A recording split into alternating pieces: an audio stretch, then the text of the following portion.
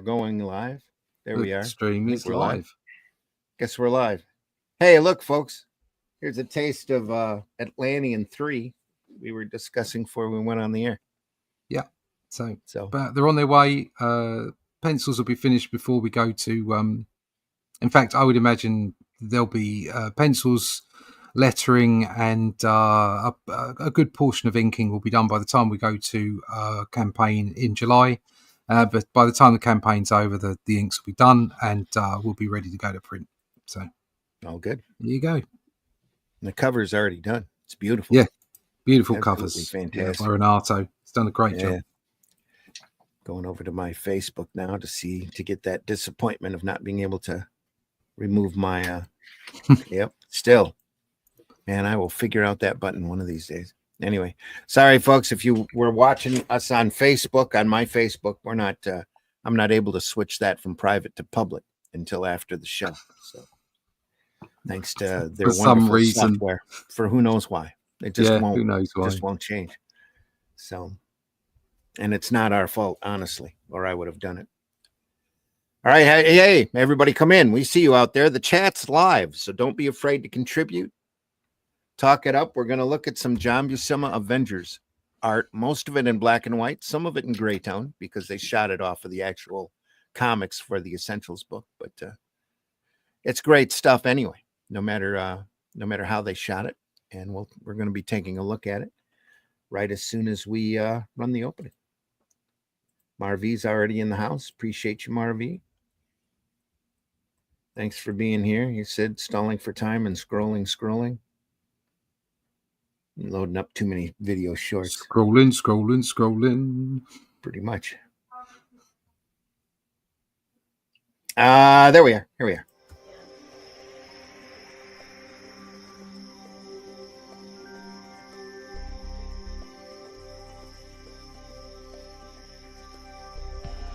What was that? This is not a charade. We need total concentration. Now, once again, this time, with theory.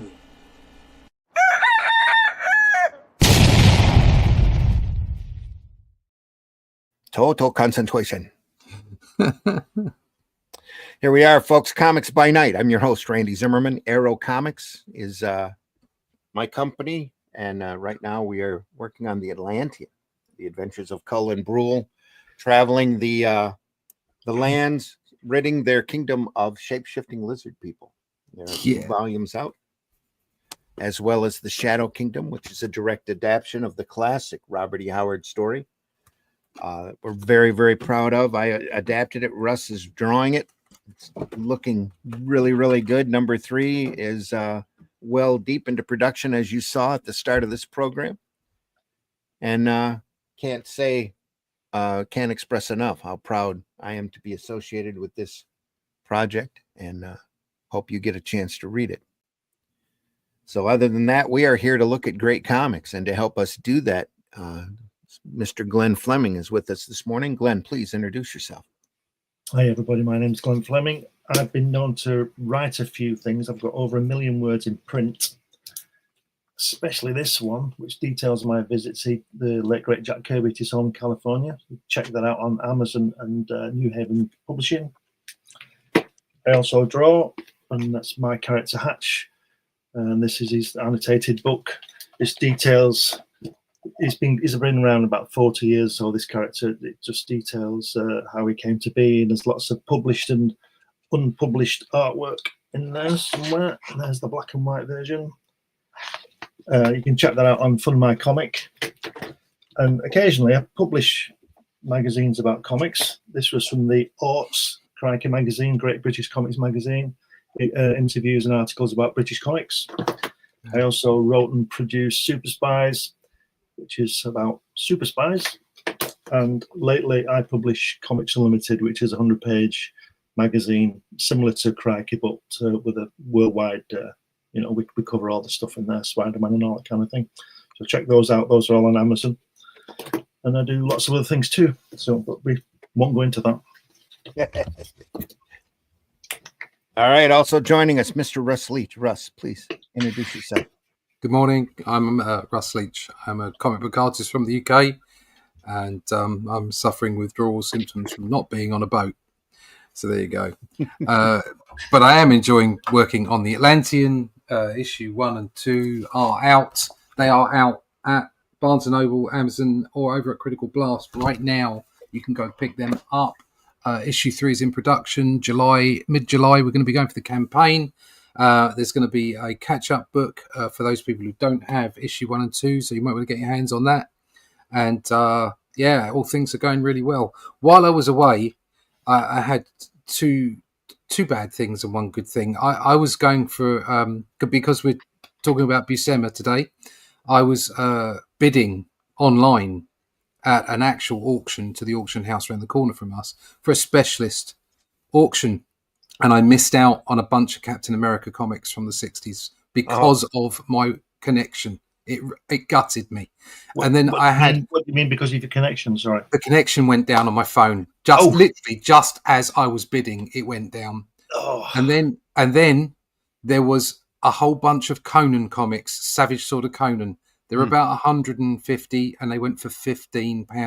That's about $20. And I would have bid up to 50 quid for that easily. So I was gutted. However, the good thing happened. My signal held up, and I got the first 10 issues of Savage Sword of Conan. There you go. Damn me, that's a really good condition issue 1 right there. Yeah.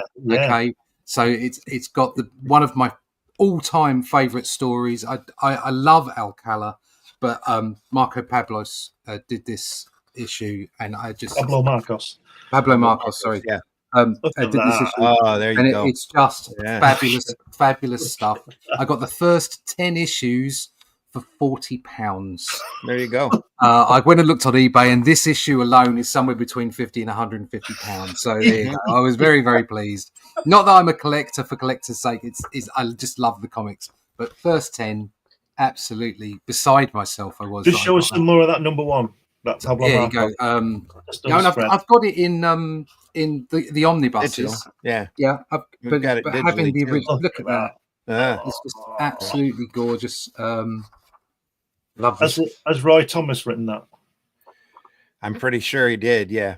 Look at that. Classic and the beautiful women in there. Yeah. Even the ugly bird is gorgeous. Just every page. Oh, there it goes. Red Sonja. Every page is a delight.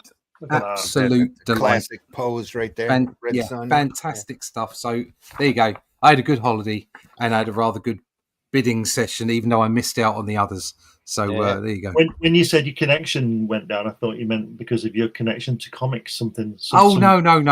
Just no. It was literally the connection on my phone, and I'm clicking away to try and bid, and it just didn't happen. And it came back and said, "This has been sold for £15 for 150 Savage Sword of Conan comics." I'm like, no.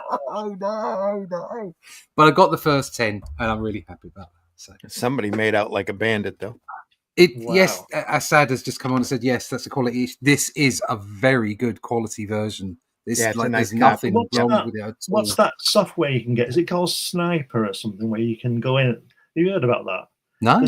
This is from years ago. There was a software that you could purchase for whatever. And when you went on eBay, you activated your Sniper app. And it went in right the last microsecond and beat the final bid just as the hammer was coming down. Oh, right, okay. Oh, yeah. Nice. Crazy. Nice. Oh, look at this. Look at that. Oh, Essentials Volume 3. Avengers Essentials. I think I've got that. Let's have a look. Avengers. Marvy in the house says, "Greetings, sinners. Just came back to wish you a great weekend and drop a like." Glenn, were you able to get the Captain America book? I've already got it, Marv. There you go. I got it first time round when I was 12. Yeah, those Captain America books I missed out on had the run by Steranko in. That's why I wanted them. Right at the start then of the Captain America number. Yeah, I was absolutely gutted. They didn't go for that much either. Wow. There you go. I have this book. This is a brilliant book. Assad Khan. That's a quality issue you got there. Very good condition. Yes, it was. Yeah, very, very good. Are you going to frame it, Russ, or are you going to read it? I'm going to read it. Good. That's what they're there for. Yeah, that's what they're there for. Yeah, I don't do framing. So, yes, it will lose value, but I'm sure it will stay in a reasonable condition. And I'll put a little sticky note on it for my kids when I'm dead. Yeah. Inside back cover, like I'm doing. Yeah. A little for all sticky my note. kids. Say, Don't sell this for a worth nickel. something. Yeah. This might be worth money. Yeah. Avengers Essentials 3, the John Buscema era. We were looking at the Marvel Treasury earlier, the last couple of episodes. Right there. Yeah, I missed the end of that because I was on holiday. We only had one issue left to go. That's why we switched over to the Essentials. That cover, that's not a John Buscema cover. no. No. It looks a little bit Alan Davis-ish. Some amateur named Stuart Immerman. Oh, it's Immerman. Oh, right. Yeah. Okay. Immelman. Yeah. Immelman. Not Zimmerman. No. Immelman. Yep. I've got it bookmarked to a good Buscema page here. Yeah, I had a bit of a thing for Immerman's art for a while, but I got over it. You got past. Look at that. I think the reason I got over Immerman's art is because everybody started to copy him. Yeah. Well, So there were so many people doing similar things, a bit like Jim Lee. Everybody started to copy Jim Lee, didn't they? I mean, I did as well when I was back in the day.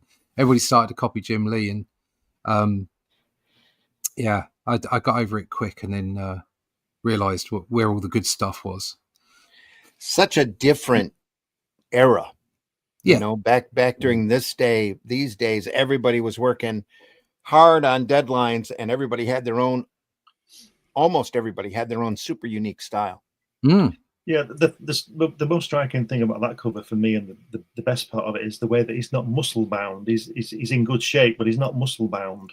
His legs aren't like That's what I've found. Yeah, in what I try to draw as well is like I'm not interested in putting every sinew on. Yeah, just keep it real, you know. Yeah. I want to give a sense of not necessarily reality, but it's keeping people engaged, isn't it? Keeping the reader engaged and a sense of a world that they can believe in. And sometimes, as a lot of the modern artists, it's almost like they're drawing from muscle magazines. Yeah. I know because I did a little bit of that for a while. Yeah, we've all done that. Yeah, we've all done it. But it's like I think what happens is you can get lost in that kind of detail instead of just thinking about rendering the story. And that's why Buscema's work is so beautiful, because he captures that heroic, obviously well built individuals that are obviously super. But at the same time, he doesn't go over the top. He makes it. I mean, and look at that wonderful panel there where that guy's doing the thinker pose. Yeah. Is that Jarvis? Yes. I mean, why Jarvis has got such an incredibly strong forearm, I'm not quite sure, but that's because he works out. He works out. Pushing a broom builds. Look at that body. Yeah. But yeah, it's PBR waving. It's just you're right. They all had their own styles and their own approaches, and it made as well. You also had people that would do long runs on books. Yeah. So that you could associate that artist with the book and really sort of get into it. Do you know? It just shows you how this kind of but I think it's a problem. I think not a problem. I think it's sad. The same kind of thing washes over the culture, because back in these days, and we can do this, and a lot of people probably can't these days. I don't know. We can identify even down to the inker, who's working on it. Yeah, and it's the same with football or soccer. Mm-hmm. We used to have Maradona and Pele and people like that, Bobby Charlton. But people now stood out. Yeah, but now they're all the same. Yeah, they play the same. They do the same thing. There's no flair. There's no difference in there. Individuality. The odd one will come through, as always will. As the same with the artist. But now I don't look at this new stuff. I just look at this because this is beautiful. You know, the new stuff's just so boring, basically. Sterile and too realistic. Yep. Yeah. Again, and then like I've just had a piece come up here, which is a beautiful piece. I'm not going to show it, but it kind of looks very sort of. Oh, who is the guy? Finch. That's it. It looks like David somebody's Finch, been studying David Finch Mhm. and wants to be David Finch, and I understand that because some of us wanted to be John Buscema or Jim Lee or whatever, but you've got to go beyond that, and find yourself. Yeah, and I've just had another piece come up from Hulk, which is Nick Klein, and I absolutely love it. It's got shades of Wrightson in it, but it's definitely a unique style. It's obviously him. Nick Klein's great. You have to realize. I mean, we all do the copying of our favorite artists, or even our favorite footballers. When you're playing, but you soon have to realize that you're not that person, and it doesn't matter what kind of a pencil he uses. It's all to do with your arm and not his. Yeah, it takes a while to do that. Yeah. It takes a while to be adult enough, if you like, to not be so naive and start believing in yourself. That's difficult. Always difficult for an artist to believe in themselves. Mhm.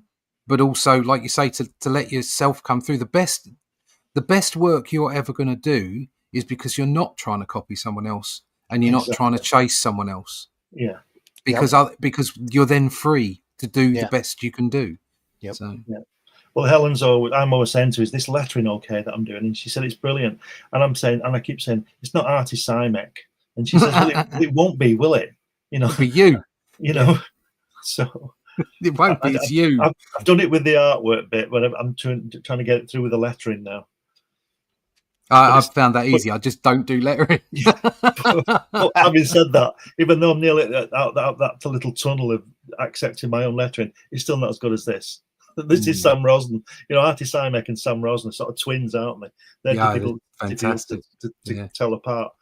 But anyway, back to John Buscema. Not got mentioned yet. Also, stuff that you study as well, because obviously these guys were doing it at such a rate. Yeah. I mean, I know that my OCD would not have allowed me to put that bridge at a different angle to the walls of the castle. I know it wouldn't have. But John Buscema just went, fuck this shit. Yeah, but you'd I'm do just right. Doing this and I'm on to the next page, mate. What castle? Yeah, that was an hour ago. That was an hour ago. I'm doing something else now. Oh, we've got some great inking by George Klein as well. You should check out his work on Thor. I think it was the Galactus when Thor went looking for Galactus. Is it 159 or something? The inking on that is superb. That's George Klein. He didn't do a lot of the Marvel age of this time, but he should have done. But anybody coming in after Vinny is an excellent inker anyway. I was going to say, but then again, he died, so he couldn't do a lot, could he? Because he died when he was about 49 or something. If you're following Vinny, it's not a high bench. No, but Vinny does some fantastic stuff on Tales of Asgard. Have you noticed that? If you look at Tales of Asgard, it's brilliant most of the time. But I just wonder if it's easy for him to get his head around a 5-pager rather than a 20-pager. So he gives it three other people. You know what I mean? He might have had an extra day to work on it too. So yeah. But anyway, just put this away, Randy. It's just too good to talk about. It's just really on page bloody 3. good, isn't it? Look at that. Look at that, throwing him onto the top of the. How good is that? At that last panel, he's throwing on top of the battlements. Doing the old alley oop. Yeah, fantastic. He could have just run up there actually, but he just thought with. He's been a bit lazy that day. It'd be more fun to be tossed. Yeah. All right, leave it. I wasn't going to say anything. Again, a great sort of silhouette going on there. Oh, we spoke too soon. Vinny came back at panel 3. Yeah. But look at the solid blacks in Panther's costume. It's great. Yeah. Fantastic. it's really different. You look at things for inspiration. So, for instance, that Conan comic I had with Pablo Marcos doing the ink in there, and that is really the way that he approaches that. I just love that particular story. I love the whole thing about the artwork in there. And then you look at this, or you look at maybe Buscema being inked by Sinnott, and it's so difficult. You love it all, but they're so different, and you that's why it's so important to find yourself, because otherwise you're thinking, oh, maybe I should try and ink like that, or maybe I should try and draw like that, and it's like no, just do your thing. You've also got to look at the mood of a book as well, haven't you? Yes. I mean, for instance, this being a superhero book, it lends itself to thicker lines, bolder, brasher inking than, say, a Conan book, which is sword and sorcery and is looking for, a bit of grunge. Yeah. Sad says, I agree. On the rare occasions I'm in a comic shop, nothing pops out at me. I dare anyone seeing a Silver Age cover not want to pick that off the rack. As for Buscema, he's still my favorite. Yeah, me too. Yeah.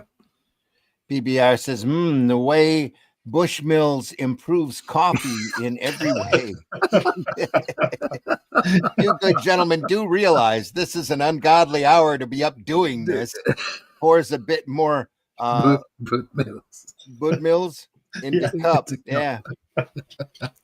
That's why we're comics by night, PBR. Yeah, PBR. I started this show because the wife goes to work. She's got to be there at 4:30. So I'm up at 4. What happens when she retires?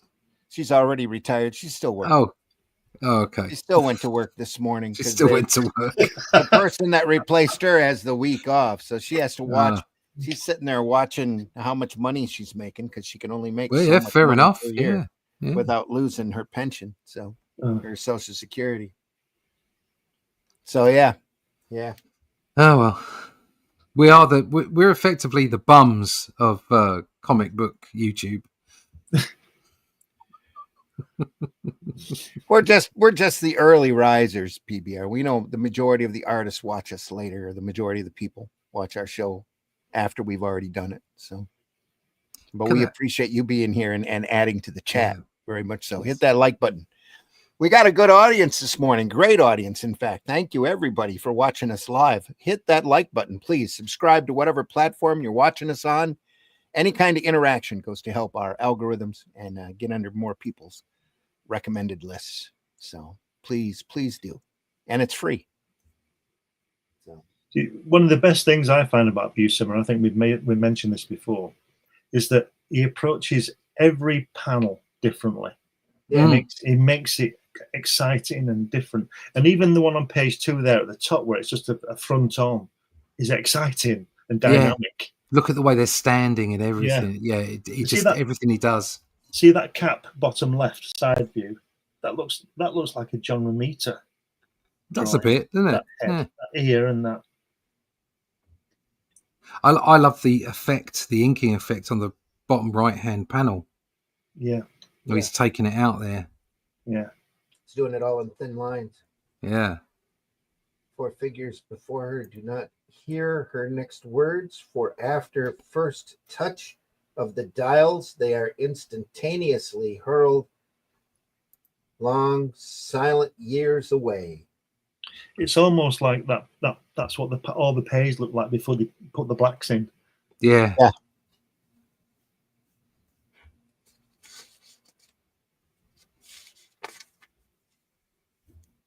Zemo.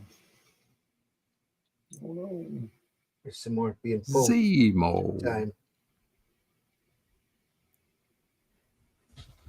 Wow. The man whose mask is permanently glued to his face.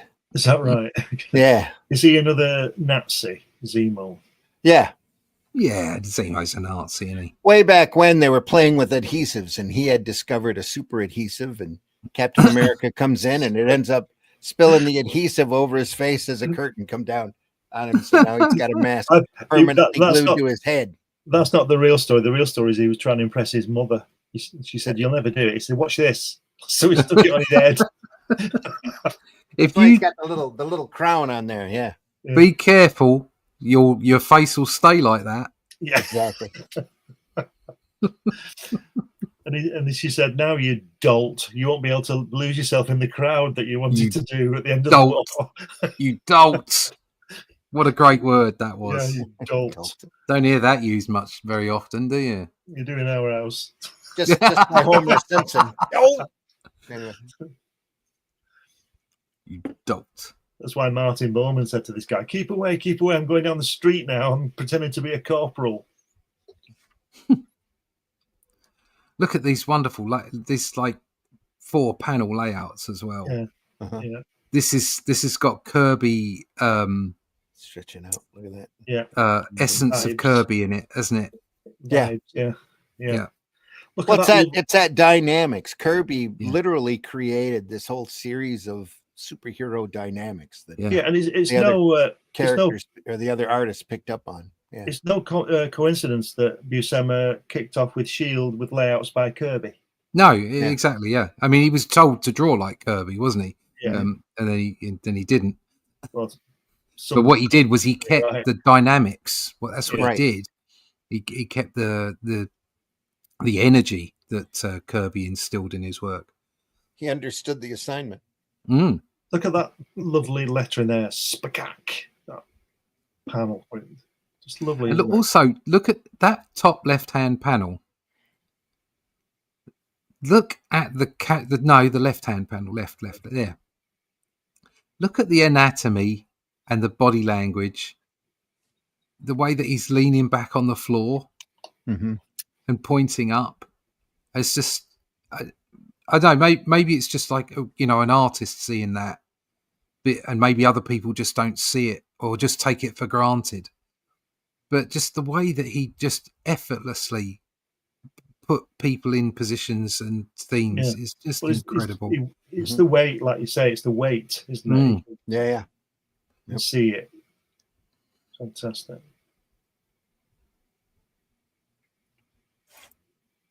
Is this Roy Thomas again? Yeah. Right. Roy's doing all the writing at this point. Yeah. Avengers, at least.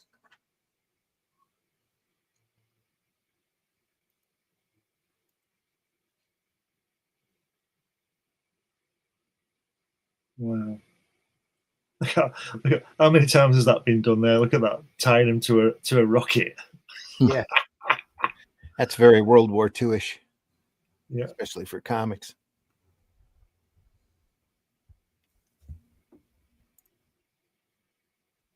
Fantastic. And then on comes the gorgeous girl. Is that the Wasp? Yeah, it's the Wasp. I think she's controlling the time device, but she's falling asleep. What's wrong with me? Can't fight off this sudden feeling of drowsiness. Yet I must. The next moment, almost without prior warning, the lovely Wasp is overcome by the dregs of sleep as her hand drops on a certain fateful button. Not the button. Do not press this button. David's in the house. Good morning, David. Thanks for joining us. Appreciate you very much being here. Wow, look at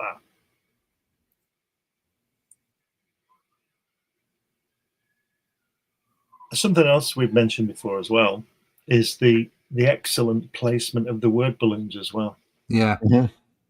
It's all got, people think these things are just thrown together, but they take a lot of the experience and working out to do, and that's just doesn't spoil the composition at all, that top panel, does it, with all that word in it, because it's placed properly. Everyone's an artist here, and they all know their jobs. Yeah. Right down to the sound effects. Everything's a piece of art here. Yeah. It's fantastic work.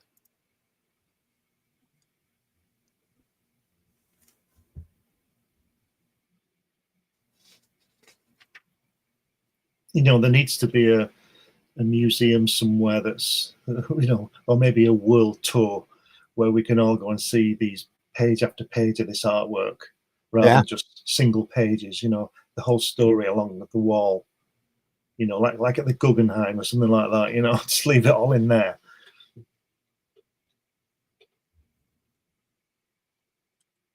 PBR says, remind me to ask you a question before the end of the show, please. All right, PBR.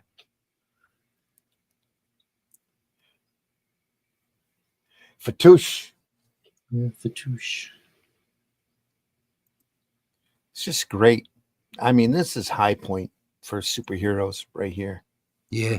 Everything's working. Everything's running on all. And you don't see that very often. And when you do, that's the best of comics.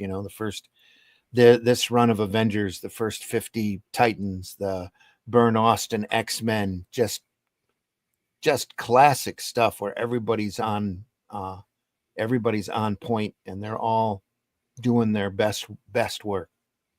Yeah. I think that's what you're seeing here. That last caption there is true. I always said you were even better than the Panther, Cap. I always thought that.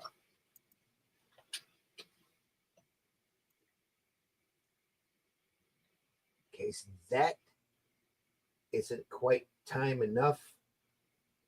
Bow stringer. You can always give a certain red, white, and blue buddy of yours a crack at him. Yeah.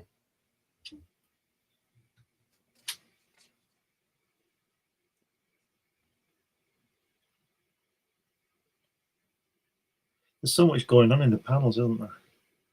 Yeah, a whole lot. It's fantastic. He's even got a Jeep in that one.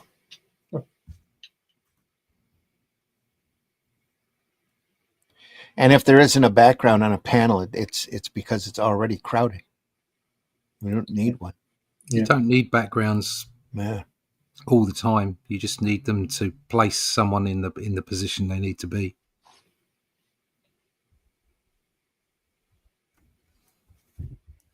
And to think that John Buscema didn't like drawing superheroes. I know. And he does it better than just about anybody else. Just about anybody else, yeah. But then look at him drawing something that he wants to draw, like Conan. Yeah. Mm-hmm. It's just. I mean, I did manage to go down to the auction room and flick through those other books that I missed out on. They were all from like issue 100 onwards towards the end of the run, so they're well over 100 books. Wow. But there was a lot of it that wasn't John Buscema. Most of it wasn't. Mm-hmm. Right. And, you're talking Savage Swords, right? Yeah, right at the end, yeah. And to be honest, you could tell, like it wasn't just, oh, this isn't John Buscema, but the Incas have picked it up. The Incas over the top of him were great, but they weren't anywhere near him as far as penciling was concerned. Yeah. And so a lot of them took over as pencilers, and they did a pretty good job, but it wasn't John Buscema standard by anywhere near John Buscema standard. Did Gil Kane do a few of those? Gil Kane did some, yeah, and Gil Kane did them in his particularly Gil Kane way. He made it his own. Whereas a lot of the Incas, as brilliant as they are, tried to draw like John Buscema. Yeah. And then ink over the top, and of course it doesn't work because they're not him. They might have been told to do that. Yeah, yeah. I'm not suggesting it's their fault or anything. I'm just saying it's just they're not him. They get frustrated if that's the case, that they were told to do it. Like, I think how frustrated they were. It would be very frustrating for them. Yeah, very frustrating. Yeah, it might even be that if you wanted so much to be on that title that you thought, no, I can't do this way. Yeah, I can't remember which stories they are, but I've seen stories where Buscema wasn't penciling and some of the other Incas are on, and I've actually seen swipes from previous issues where they've used a Buscema panel, but then, inked it themselves, whatever. So you can tell this has been inked with a brush, can't you? Yeah. Except maybe for the fine detail on the eyes and things, but the main body is brush. Which tells you again, shows you how good these people are. I just the thing I love about superhero comics from this era is the inking. It's like it's so bold, you know. Even even some of the finer inkers, there was always like often there was a big bold line around things, and not in the way like some of the modern artists, maybe a little bit sort of like Frank Cho. They'll do something like sort of because he does very open work, and then some of the other artists do similar stuff to him, but they'll put a thick line around the outside of a person. Yeah, you know that kind of. And I'm not actually too much of a fan of that. Whereas the thick lines they used back in the 70s and 80s is because they increased the pressure on the brush, right, and had this sweep. And it had a dynamism to it that I was watching an artist draw. He was drawing Superman, and he coloured it in with it must have been inks, and it was a fine piece of work. It was really, really nicely done. He did all the black ink with a fine liner pen, and then when it came to the thicker lines, he simply took the fine liner pen and made thicker lines. Right. And for me, it takes away the energy. I think brushes create sort of energy in your work. Yep. So very much so. I think it's because they're freer. Yes. It's like I think with the computer artwork, it loses a lot of energy as well. Yeah, I mean, some of I think Mike Deodato. He does a lot of digital work now. Yeah. And some of his work is absolutely spectacular. But after doing a lot of digital work myself, I'm kind of with you on that. I think a lot of digital work, kind of digital inking, that is, kind of loses a bit of energy for me. Yeah. Well, it's easy to lose that soul. Yeah. Very easy. Yeah. and Especially if you get so engrossed in the production of something, you can lose the soul of the work or lose some of it. You see, this is one of the reasons why I'm glad I can letter. Because I've done computer lettering, and it's really easy and convenient, but it's just got no soul, and every letter's perfect. If you go into any of those bubbles there, I'll guarantee, even if you've got two E's next to each other, they won't be the same. Right. Oh no, of course, no. And that's because they're all hand drawn, and that's what I do. Yeah. And I just think it's lettered. Yeah. It gives it does give it life, no doubt about that. Yeah. Yeah. I mean, that was one of the great things we covered on Watchmen. When was it? It must be a couple of years ago now. We did Watchmen. Yeah. Was the fact that not only did Dave Gibbons pencil and ink the series, he lettered it as well. Yeah. So it not only gives him another paycheck, and it makes all the art simply his, doesn't it? Everything on these is his artwork, but his lettering style is so good. I mean, that's why he got the job. If he couldn't have done it, they wouldn't have let him do it. But what a great skill to have. Yeah. You see paychecks, eh? Yeah. That's why, unfortunately, I'm doing lettering digitally because of the lack of paychecks. Another reason would save postage with Dave Gibbons. He wouldn't have to send the artwork over the Atlantic and get it back to ink. Look at that page. Look at it. Next, we're looking at Avengers 59. It's the introduction of Yellow Jacket. This Yellow Jacket is hyper-extended leg. Yeah. Which is really weirdly shaped. Is this from the late 60s? Yeah. It's got to be, isn't it? And it's just it doesn't matter that his shape that's weirdly shaped or that his body is slightly cocked. That's the whole point. Is Buscema used to stretch people and do all kinds of things with the anatomy and make it so it looks cool. Yeah. It doesn't matter. Doesn't matter. It looks so cool. Yeah. What he was doing, because this was his first part of his first work, he knew Kirby was leaving, so he was getting ready by showing Stanley he could draw Mr. Fantastic with that guy that was yellow. But look at the way his legs are stretched apart on the cover there. That's just beautiful. It's like, that's hard to do. He's nearly doing a splits there. And all that is just I've got my foot on the top of this guy. Yeah. A lovely face as well from the average Joe with on the top three there. Or I don't know whether he's a average Joe looking. He's obviously a criminal, but you know what I mean?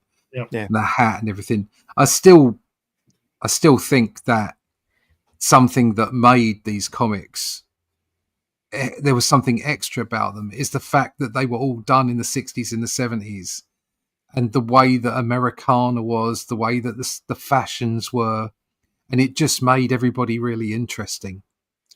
Plus, and I think fashions now, putting everybody in hoodies and what have you, just it's average people in comics don't look anywhere near as interesting as they used to look.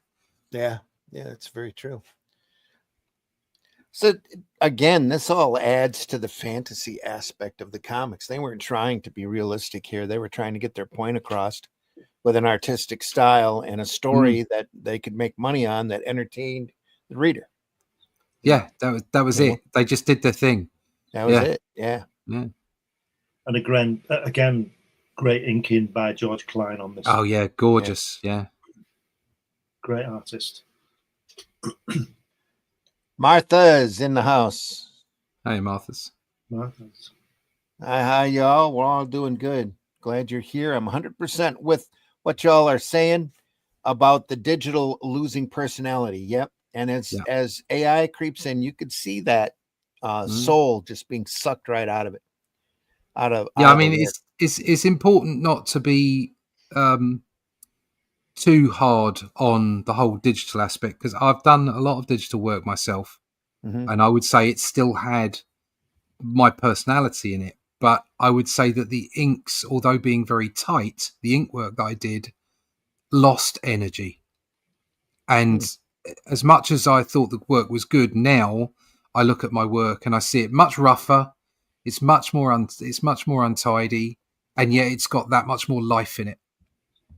Yeah. But that's just a personal opinion.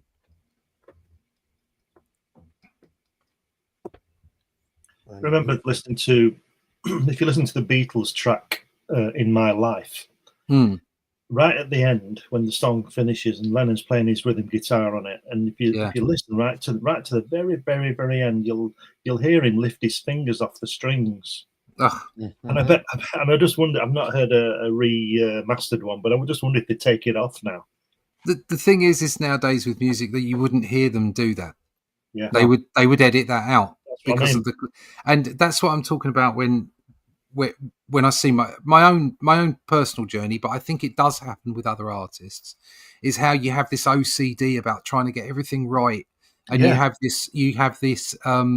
If you're inspired by previous artists, especially as a child, you view their work as if it's perfect, and it isn't perfect. And that's why it's so wonderful. That's why it's so engaging. It's because it isn't perfect. It's personal. And you have this, you go through your art life as if I must get this perfect. I must have these lines right. I must get this anatomy absolutely perfect. And it's true that you do have to learn all the rule sets in order to make it work. But once you're there, you need to adapt it to yourself. You need to let yourself shine through. You need to let your own style be there so that people can see that on the page, and the energy will come from that. And it's really difficult as an artist, because you're always looking for perfection, really, but you don't know what perfection is. Yeah. And it's really hard to strike that balance. And sometimes you've just got to lay a line down and just get on with it and move to the next one. It's like that with almost every form of entertainment right now, especially because everything's gotten to be so digital. Exactly. One of my favorite channels on there on YouTube is Professor of Rock, and he has some great stories about guys sitting in the studio just accidentally, riffing off of each other and running into the classic riff that just burns into the song. They never would have got that if they hadn't been collaborating. I mean, the music industry now is it's a shadow of itself. Everything's incredibly corporate. You've got a lot of people that are trying to do the indie route through, but you won't necessarily hear them played on a radio or a channel or whatever. A lot of those people are they're making their money out of going and doing live gigs. Well, but the distribution network isn't there anymore in the way that it used to be. Well, the big thing in music now is there aren't any bands. No, there's no bands. It's all the way they used individuals. to be. Yeah, and it's all guys sitting in studios or sitting in their living room with a repeater. And sitting there and doing the same rhythm over and over again. I'm going to say the old man thing. It all sounds the same. Yeah. If you go on, if you go on YouTube, I find this fascinating. These are the ones I listen to. If you go on YouTube, you'll get David Bowie and Paul McCartney and people like that. I mean, obviously they're my favourites. You get the isolated vocal. Oh right, and you can hear how well they can sing, but you can also hear the odd mistake where they're a bit off a bit. Yeah, but when music's on it, it's not. The point is, it's not perfect. No, it's real. It's real. And these authenticity is what people really want. It doesn't matter whether it's politics, acting, music, comic strip. People want authenticity, and sometimes they don't even know it because obviously there's no doubt that there will be AI slop sent out there, and the general public will go, "Oh yeah, this is good," and they'll consume it. But at some point, they'll get disillusioned with it because it won't be authentic, it won't be human, it won't be real. Prime example of that's Oliver Anthony, who just walked in out of nowhere, took a couple of videos in his backyard, and made millions off of it.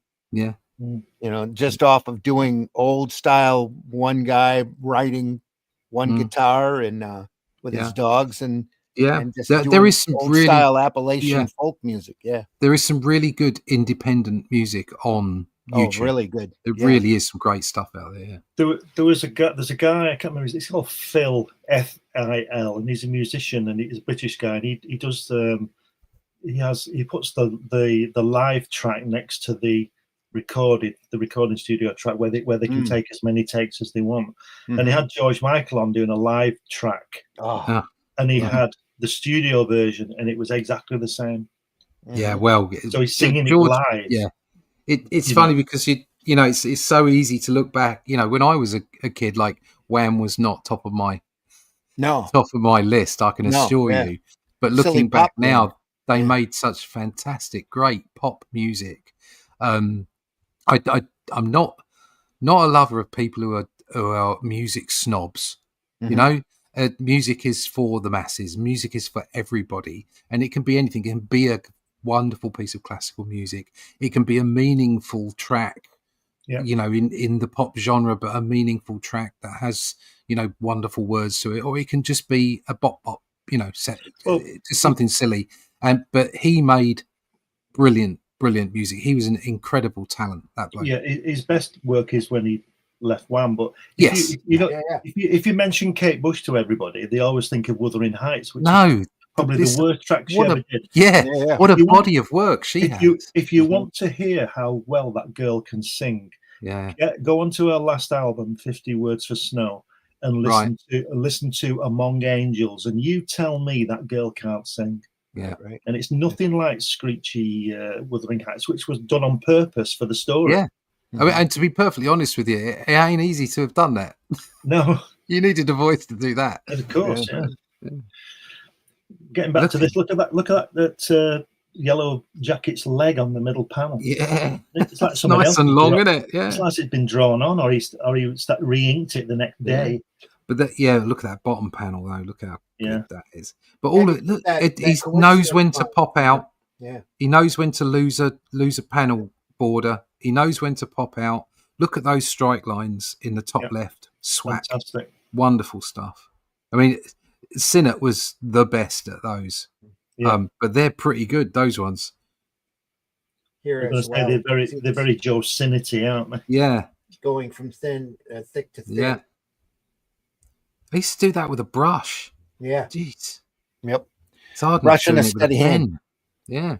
But the secret to that is to start thin and work thick. Yeah. Just to go out in one sweep. Just a whoop.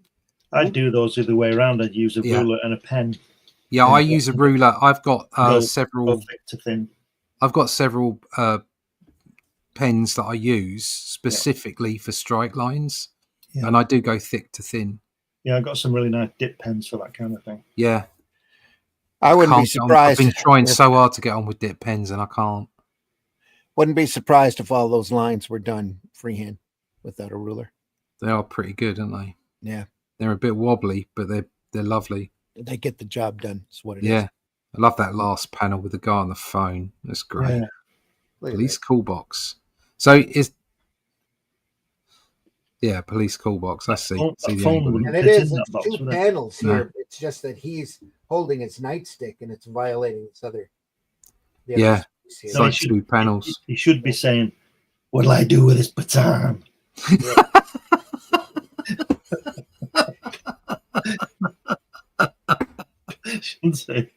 We keep bringing you the same jokes every week, guys, and you love it. Look at the panels above. Is that Spock driving away? It does look a bit Spockish, doesn't it? Yeah. It's the same. He's even got the jacket on. Yeah. You can see it blue, can't you? Yeah.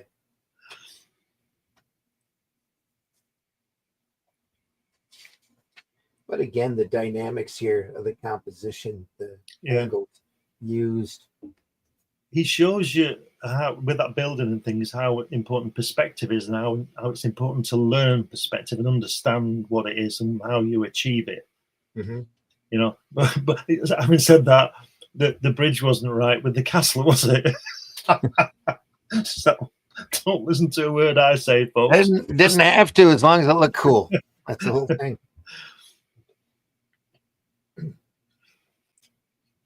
Little J. Jonah Jameson and Spider-Man for a page.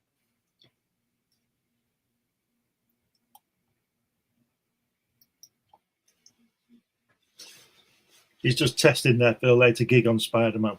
Yeah. Did he draw Spider-Man, John Buscema? Not very much. He didn't actually do the book, did he? Not that I remember. No. So it kind of went from Romita to Kane to I want to say Andrew. Andrew ran it for years, but it was before that. It jumped around a bit with after Kane and Romita come back for a little spot. I think Gwen Stacy's death was Romita. It was about 120. And then Andrew come on and was on it for years. I don't think he did a regular gig on Spider-Man. I wonder if he was offered it at any point. I don't know. Mind you, he was drawing the FF then, so he wouldn't, would he? I think it would have been a waste of his talents, to tell you the truth, because it's a whole different sense and almost like a whole different dynamic. You see the Spider-Man here, doesn't look bad, but it doesn't quite look like Spider-Man. No, it's not good, is it? It's like not Gil Kane, but Jack Kirby trying to draw it. Just can't quite, almost, but not. Can't get it. I love the way Jonah's coming from under the blinds. He's obviously heard him outside. He's got the blinds closed and he's got his head. Yeah. Or again here, no need to draw in the rest of the body. It's just a hand and a head. That's all you need. So that's all you get. It just adds to the dynamics. Get off that flagpole. Martha says, I think it has something to do with the line weight that you don't even think about doing it manually. But when it's digital, you have to keep adjusting the pixel size. Yeah. You can't get that. Well, you still get that kind of stroke on certain programs. Feldstein had some really thick lines in his work. Yeah. Not in a superhero kind of way, but in more of a tend to lend itself to inking kind of way. Yeah. Yeah, I believe Struthless made a video about dark times inspiring great art. His example was the crash of 08 inspiring ringtone rap. Okay. It's true, though, about dark times. I mean, look at the Guernica thing by Picasso, and all that kind of stuff. So everything runs in cycles. Yeah. What we need is a good war to get a nice piece of artwork out of it.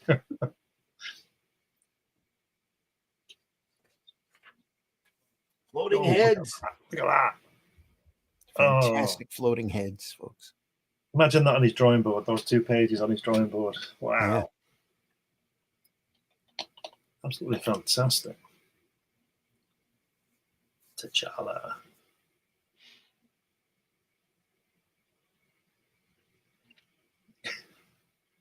It's great, isn't it? Like, thus speaks T'Challa, son of T'Chaka. I would be saying, thus speaks Glenn, son of Frank. Yeah. Doesn't work, does it? Doesn't quite have the same ring.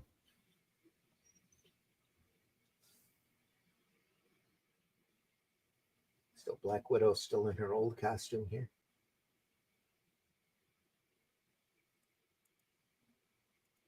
Got to love a floating head. Always.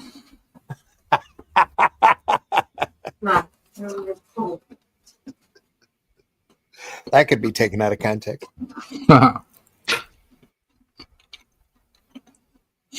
Sorry, flip back.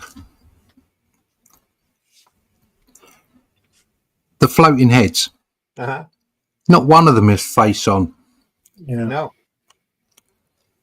No, they're all that. Makes them interesting and moody. Mm-hmm. It's very not racist. That's the wrong word, but you'll know what I mean. When the woman says, "Goodness, it's that vision creature. He looks too awful to walk on the streets with us decent folk." We can understand what she's referring to.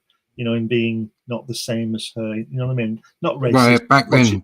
She's been sort of racist, or maybe androidist, prejudice. Yeah, that's the word.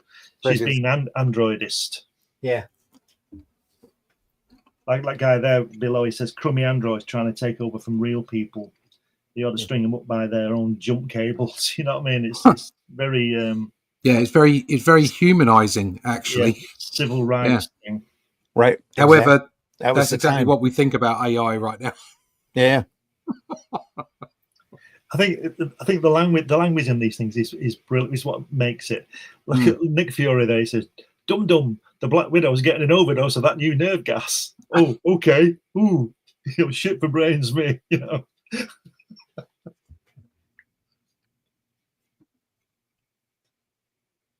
Brilliant. Wondering if I reached it in time. See, you could have just had Nick Fury standing there saying that, but he's not. He's moving, isn't he? Yeah. Not it just looks like he's having a little bit of a dance, actually. Yeah. Yeah. But he says, "Hit that exhaust switch, mister, and hit it hard." Yeah. Hit her, and hit her hard. Yeah. Done, Nick. Now I'm wondering if I reached it in time. He's turned into a British naval guy from the 17th century there. Hit her hard. Yeah. That's the gruffness of Fury. My heart is. There's Jarvis tied up again. He's getting in the way. This guy, he needs sacking, doesn't he, Jarvis? Tied up, put on hooks, all sorts of stuff. Yeah. Not more than a few issues later, he's tied up and stuck on a hook in the kitchen. Great the way he's left the border off as well on that panel. Yeah. Gives it and more. The shadow. Yeah. Keeps it open. Yeah. Yep. No Yellow Jacket playing with his gum.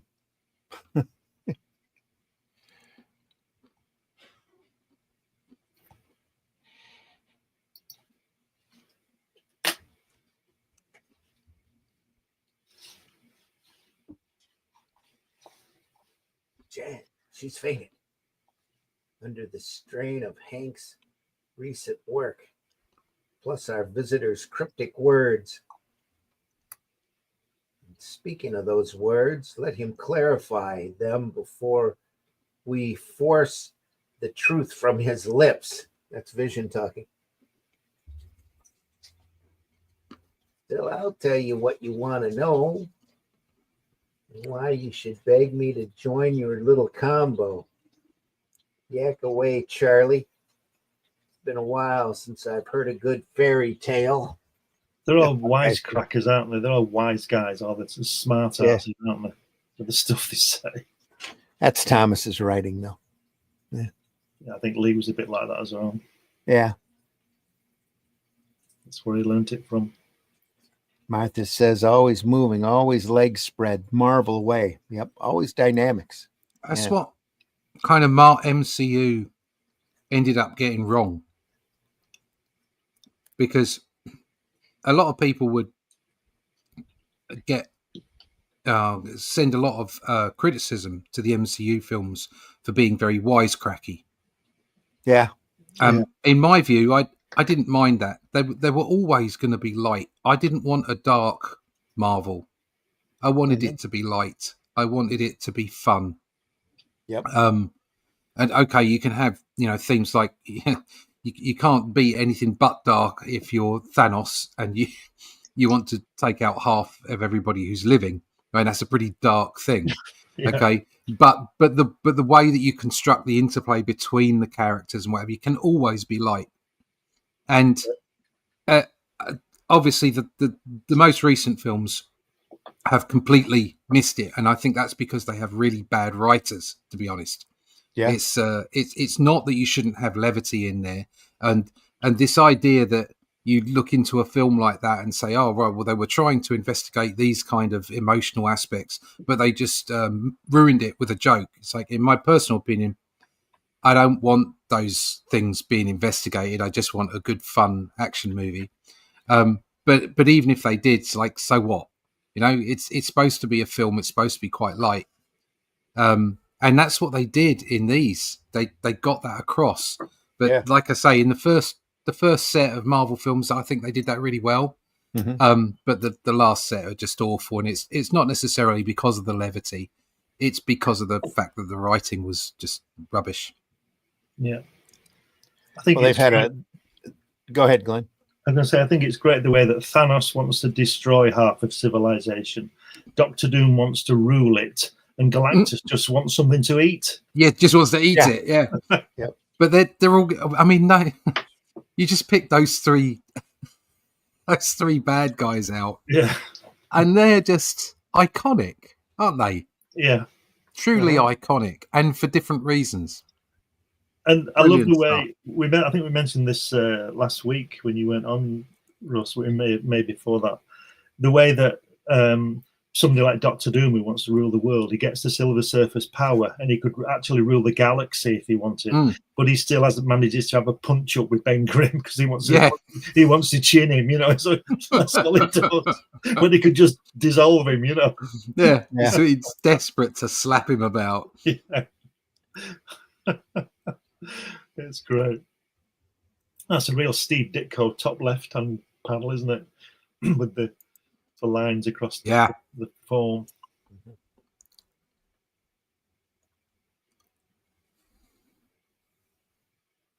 So how did the two of them be in the same room at once? I thought they were the same person.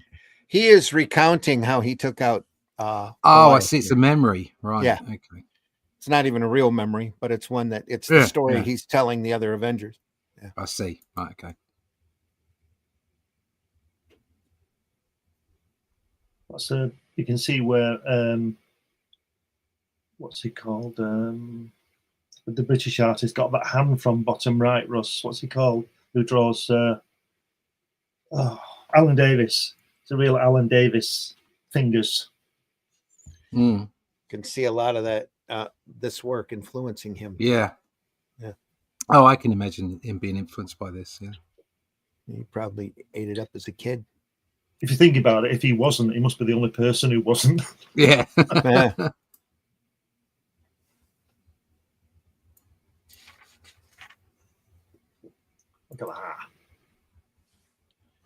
Crack. Got a copy of Davis's The Nail that we'll have to look at in the upcoming weeks. It's really good. Yeah. It's a DC Elseworlds book where he got to draw everybody. Right. So it's excellent stuff. Yeah. A little calf work right there. Yeah, so odd that. Well, yeah, it's good.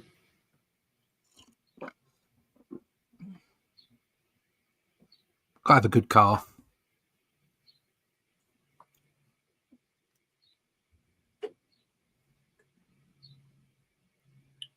So a little line work here. It looks gray on the camera. It's just all just thin line work for wood Yeah. Wood grain.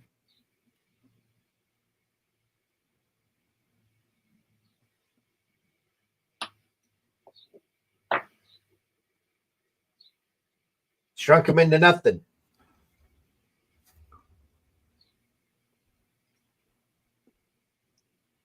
Oh dear. Here's where you do just that for good. Some sort of gas. I can already feel myself growing smaller. Nothing I can do to halt the process. Where will it stop? Where? Yeah. He'll be on that. He'll be on that cobweb. Help me! Help me! Yeah.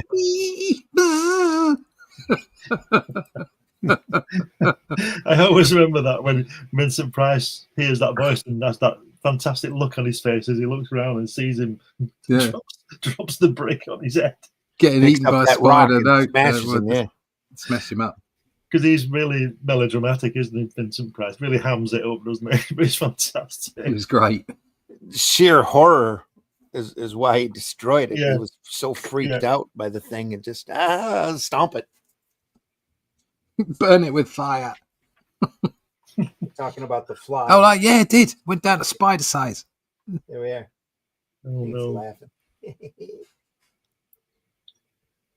Got to run. You'd never get away from that, would you?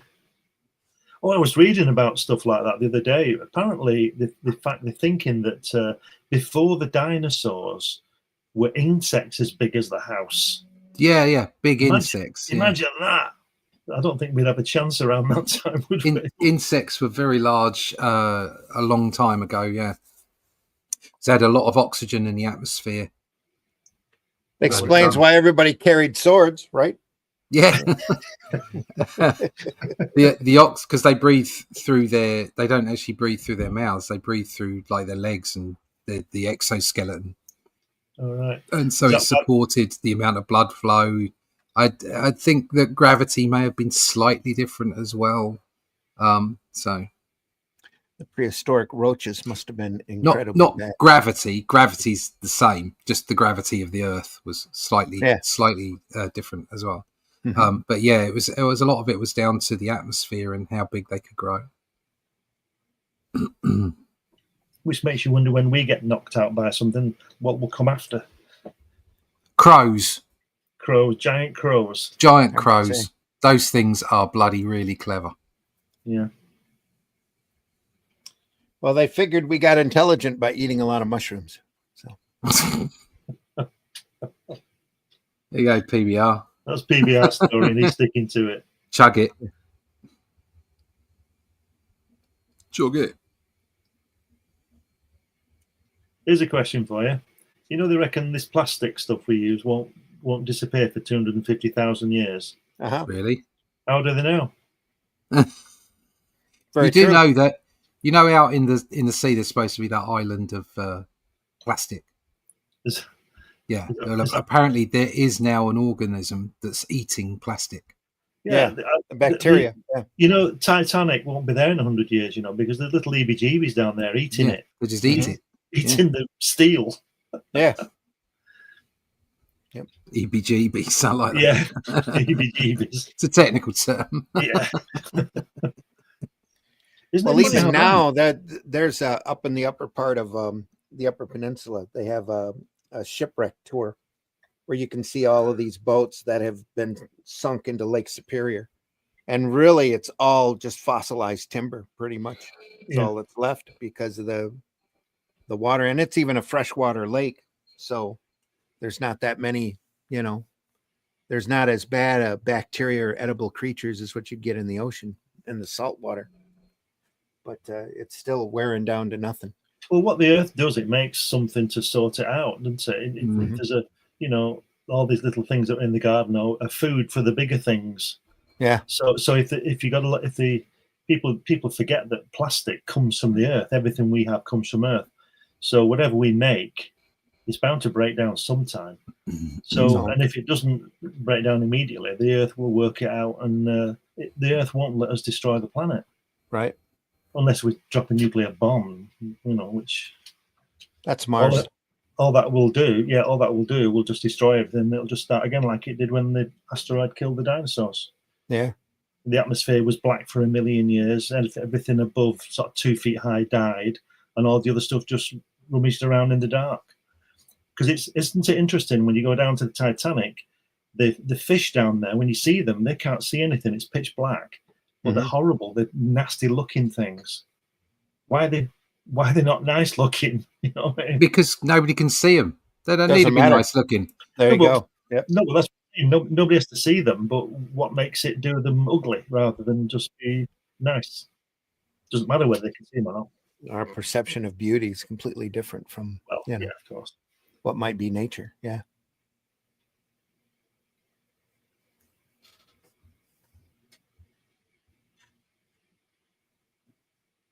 It's doing a neat Tarzan beating his chest. Why not? Look at that last panel there where he's grabbed hold of her arm. The angle of it and everything. At what? The angle of it. It's just fantastic. The last panel, the very last panel where he's grabbing her arm. No, the very last panel. Yeah. The angle is just outstanding the way. It's so dramatic. And even the one to the left of it is on an angle tipped. Right. Even though it's full on, you know. Tipped into it. And the shadow across her face as well. Yeah. Yeah. It's just superb. Oh, look at that. Wow. That's amazing. 100 no's and a yes means yes.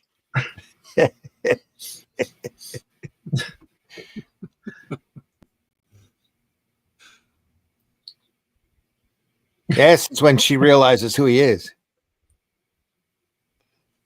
Right. Because the way he snugs her. Sorry, doll. Don't know what came over me. Just need you as hostage.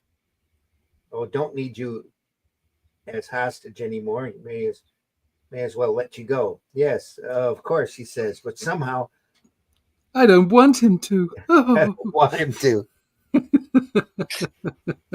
Swoon. Oh no! Look at that second page, right? How quiet it is. Then the cockpit of that spaceship thing. Then you see the spaceship. Then they're coming out of the dome. Bam! There's the Bam. And the bumper. Out comes. Yeah. Out he comes. Roar! T'Challa's gonna take care of him. No. I like this. Why in Blue Blazers? Blue Blazers was only ever in comics. Nobody ever said that. What in Blue Blazes? Oh, look at that. Pretty sure I'm it going was to marry him. One superhero at kiss, one and time. she's going to marry him. That's like. Yep, that's right. How I'm gonna easy marry is him. that, lads? What's that hot chocolate song? It started with a kiss. There you go. Yeah. Oh look, this covers by Alan Ross by Russ Leach. It's got a serpent on it. with floating heads. Yeah. Floating heads. Floating head. Are you going to do a floating head cover? No. No. We'll work our way no. to it eventually. I think you should. No.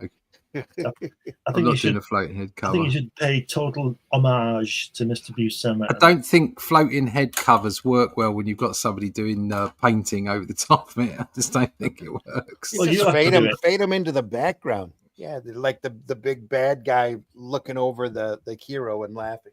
Oh, that's not a floating head, though, is it? Oh yeah, that's true. Yeah. It's not quite the same thing. Floating heads are. When's the last time you saw a floating head on a cover in comics? You know? When's the last time you saw a serpent? Oh, the last one. That's a device that is long gone. Sorely Like lacking. thought balloons. Yeah, sorely Yeah. lacking. It's like a thought balloon. You don't see those in modern comics either.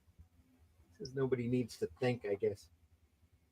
Ooh, look at that. Oh, Let's look flip at that. Flip over to number 61. Some say the world will end in fire. Fire. Oh. Look at the way the Vision is standing. Look at that. Yeah. Yeah, just spectacular. And again, his shoulder that's not right, but it doesn't matter. No, Look at the way he's left the wings open on the horse on the right hand side. Yeah, they're going, yeah. Yeah, he's like gliding in. Yeah. It's fantastic. And the water. This is during that time when they didn't want to draw Stephen Strange's face, so they just put a hood over. Think of a superhero. Is that an ice giant or something they're fighting there? It's like an ice giant, isn't it? Martha says, bring back thought bubbles first, and then we can bring back floating heads. Yeah. We have thought bubbles. First, they came for our floating heads. Then they came for our thought bubbles. We have thought bubbles in our comics. Comics are stagnant. Some say in ice. Oh. A little bit of Wallywood tribute here. Yeah.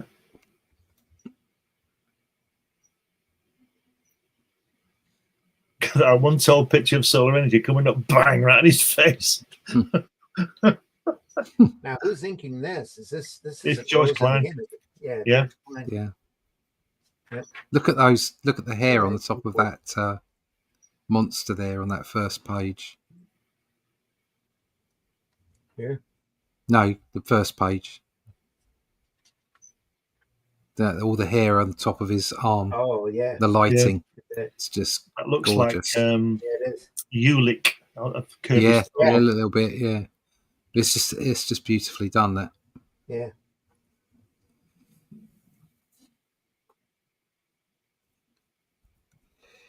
Do you know, speaking of Ulick, when he made his first appearance in Thor in 1967, you get things stuck in your mind of your life. I can remember exactly where I was when I first read that comic. Really? I was in the laundrette with my mum.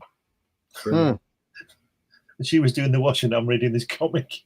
It's just brilliant. There's a whole Ulick thing with Thor was later on. I think it was. I don't know if it was. I think it was inked by Sinnott. I think it was Buscema and Sinnott. It just the vision, the visuals in it were just brilliant. It just stays with you. Do you know what I mean? It's just so good. It is Americana comic books. That's what I always thought that Ulick was Blastar's brother, and then Calibac in New Gods. It's the same guy, isn't it? Yeah. Ulick, I use a spoon. Yeah. That's what she said. Don't bump. Wait a minute. There we go. Ding. Some lovely spot blacks on here. Yeah. Since when did Doctor Strange wear a mask? Doctor Strange is the in-betweener. He had it for a short period of time. A mask. Really? Yeah. Oh, I missed that. I don't remember that. I missed that one. Yeah, it's blue. They had a blue cowl. Yeah. Wow. Just like, there was a period there for about a year, maybe a year and a half. Iron Man had a nose. Yeah. Oh, yeah, I know that. Yeah. But I've the same never thing here seen with Doctor Strange. They tried to superhero him up and put a mask on him. Never seen that. There's something I didn't know. That's a whole era of Doctor Strange like that. Gene Colan was the majority. Learned something new today. On the majority of that, yeah. Wow. Look at the way his astral projection is coming back into his body on the far right there, top right. Yeah. I love that. That's great. Hardly any detail in it. Other side. On the right. Here, yeah. Yeah, that's it. Yeah. Yep. It's dropping in. That panel. It's a great panel. Two characters. Something weird going on with the size in there. On the bottom panel. Yeah, what's the bloody horse doing in the spaceship? You know, spaceship. Bloody arse. Dumping everywhere. And Valkyrie, will you please clean up after that bloody horse? Yeah. Kick up the horse. PBR's just said, any more of this whiskey in my coffee and I'll be a floating head. Yeah.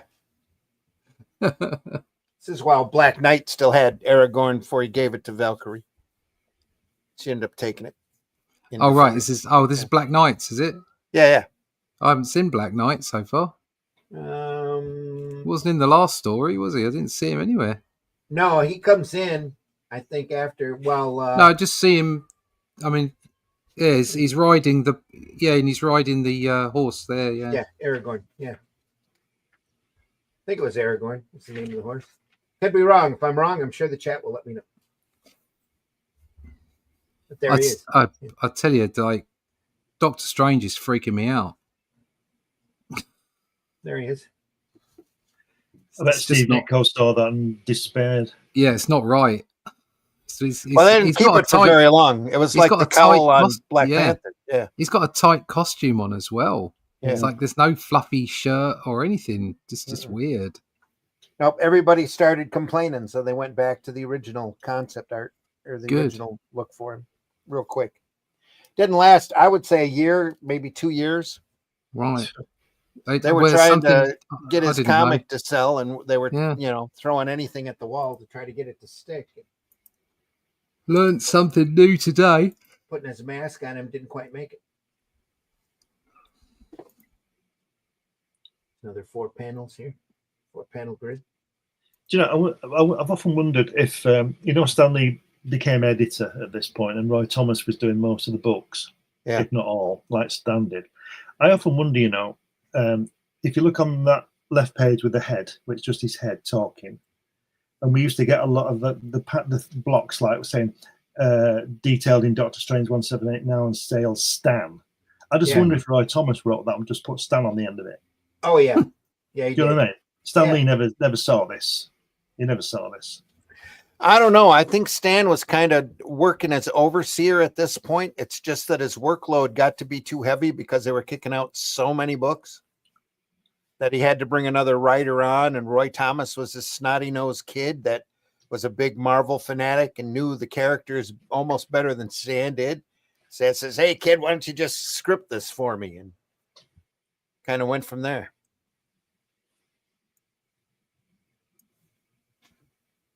So that's how he got that gig, and then he became editor-in-chief after a few years.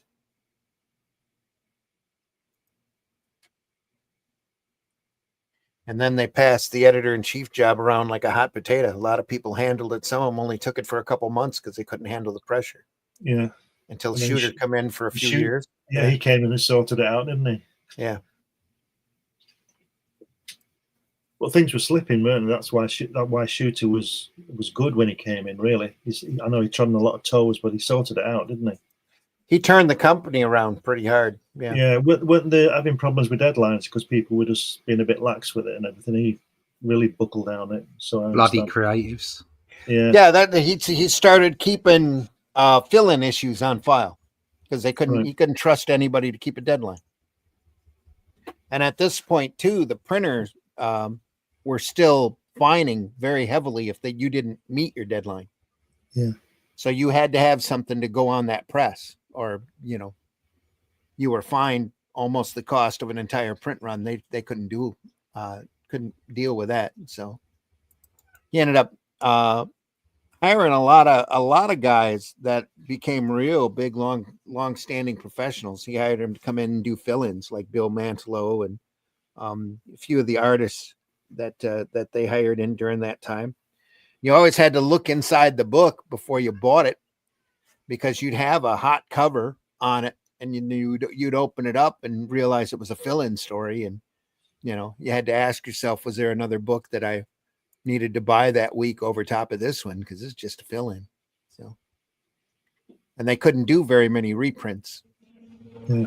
They did that for a couple of a little bit, and then he ordered everybody to do have fill-in stories on file.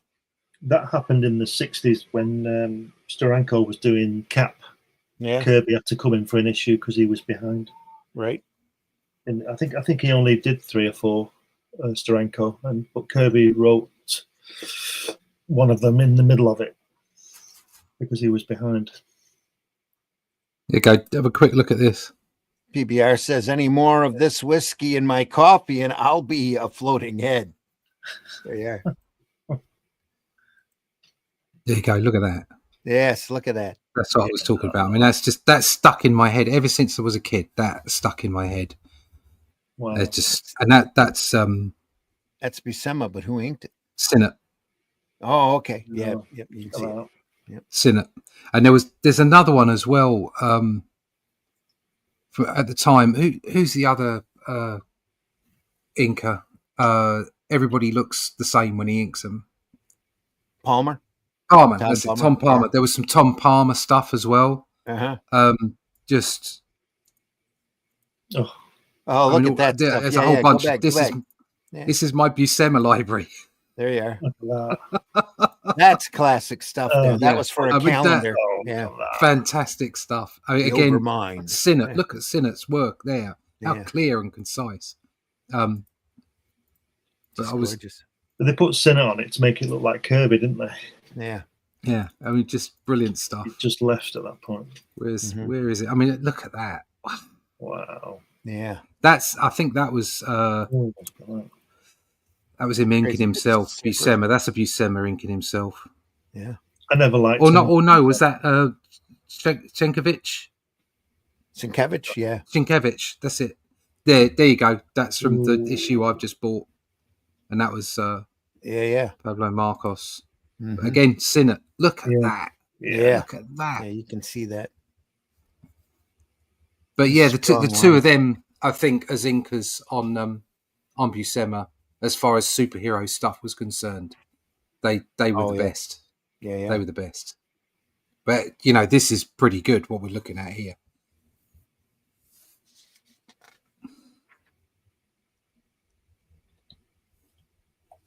Again. I could do that one day. We could just flick through my Buscema library. Yeah. Sounds like a good idea to me.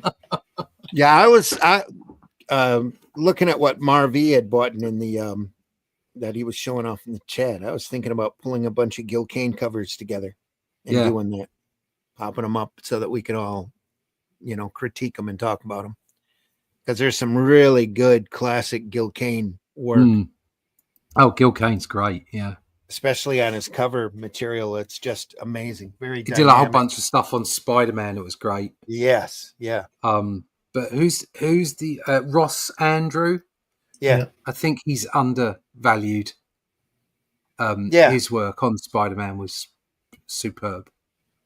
Yeah, Andrew though, Andrew, I think the best Andrew out there was his Wonder Woman run, and I think he did that for like 10 years. Right, I don't know that. I didn't read it, so. And that's back. Well, hardly anybody did. That's back when Wonder Woman sales were really struggling, but it was very, very fantasy oriented. Brought in Wonder Girl and Wonder Tot, and they were doing all sorts of goofy, 50s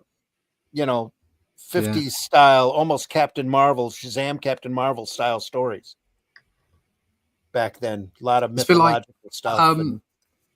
Who's the guy on Batman that everybody always thinks of?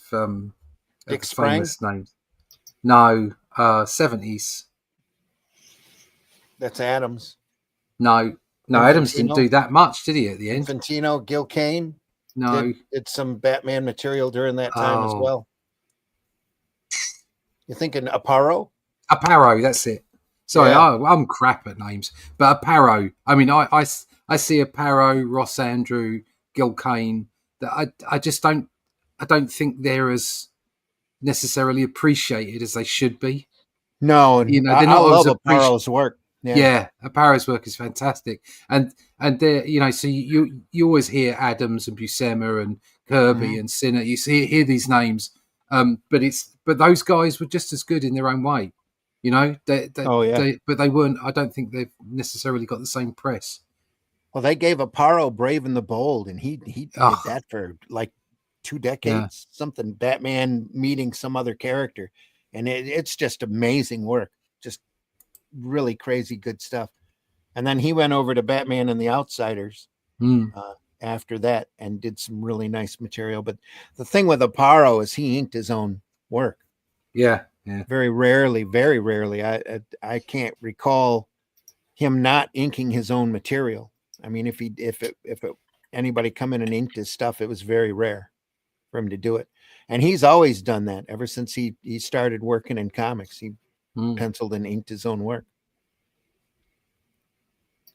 Some fantastic Phantoms out there with by Charlton that has his work in it. It's like that's where Byrne first got his start too, was in Charlton during that period, doing some crazy cartoony looking stuff. Just great material, fun to look at.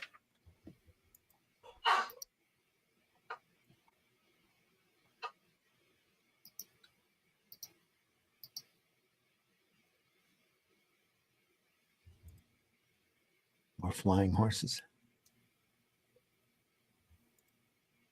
Look at that panel on the first page, the bottom panel with the horse. How good is that? Yeah. Yeah, it's fantastic. Yeah. It's Hawkeye standing on the back of the horse, shooting an arrow.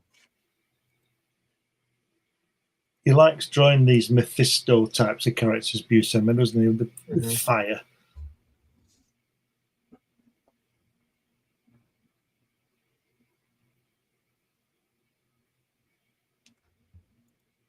I just thought the more modern Black Knight costume was pretty cool.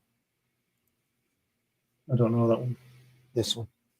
Oh, right. I've not seen these before. It's a lot better than the tin can head of the medieval Black Knight. Oh, yeah.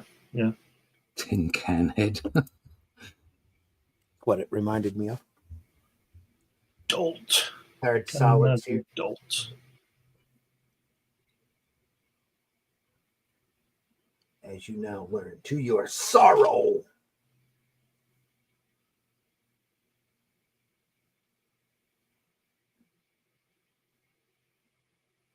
Okay, where is he? Oh, he's falling. Oh, yeah, we'll go get him. Okay.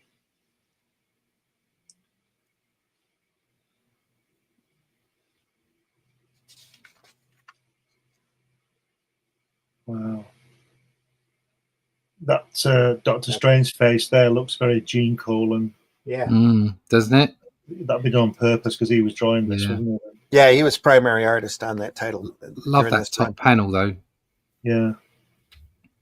Fantastic.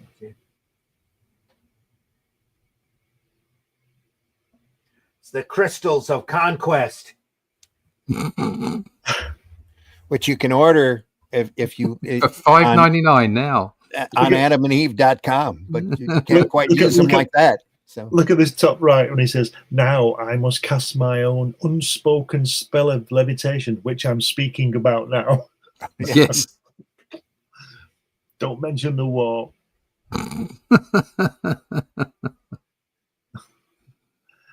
The first rule of unspoken spells is don't talk about unspoken spells. Yeah.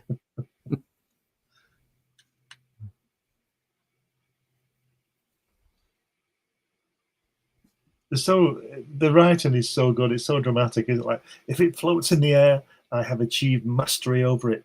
If it falls, perhaps a world falls with it. It's like, so dramatic. This is not look the at hour for rejoicing. Look at the vision there. Bottom panel. All right. Look how big his hand is. No, the backhand. Backhand, Look how big the backhand is. It's huge. And yet you just don't even notice. It's just, well, we notice it because we're poring over it. But you don't even notice. Just perfect storytelling. A little bit of Kirby Crackle in there. Yeah. Love those rocks as well. Yep. Potent enough to reverse that spell before the very earth is laid waste by twin menaces of searing heat and blinding cold. Look at that. Yeah. The picture above the head, the Gene Colan head, it's very Egyptian, isn't it? With those lines on the side. Like he's got one of those things that Tutankhamun wears, those hat things. With the head, just the head. Yeah. Yeah. Very Egyptian. Yeah. Yeah.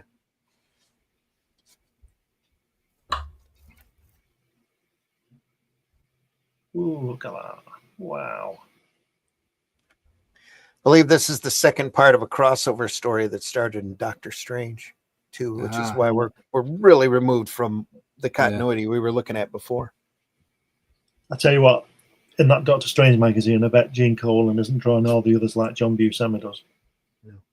Mm. Be interesting to see who inked that Doctor Strange episode then. Maybe Klein did that one as well. That'd be interesting to find out. Yeah, because it was pretty much Klein and Palmer, wasn't it? That was working with Colan.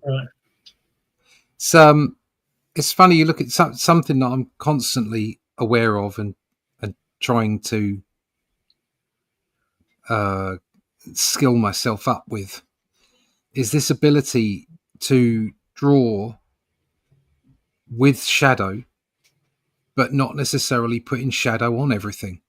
Do you know what I mean? It's like John Buscema particularly did this well, is just creating clear figures with lighting, but not necessarily with the correct lighting. Yeah, I know what you mean. Yeah. Do you know what I mean? It's like there's always this lighting going on, and the only way that he could do it is by understanding light, because he's cheating all the time. Yeah, you mean like on that top right panel, you should be able to, if the light's coming in from the top right, on the other side, the other page, there would be a shadow on his body from that arm. On his back, and he doesn't bother doing that. He just creates a clear image and then puts black in the background and puts a shine around the image. And it's like, it's that constant, do I shade something up? Do I put the shadow on? Or do I just do the figure?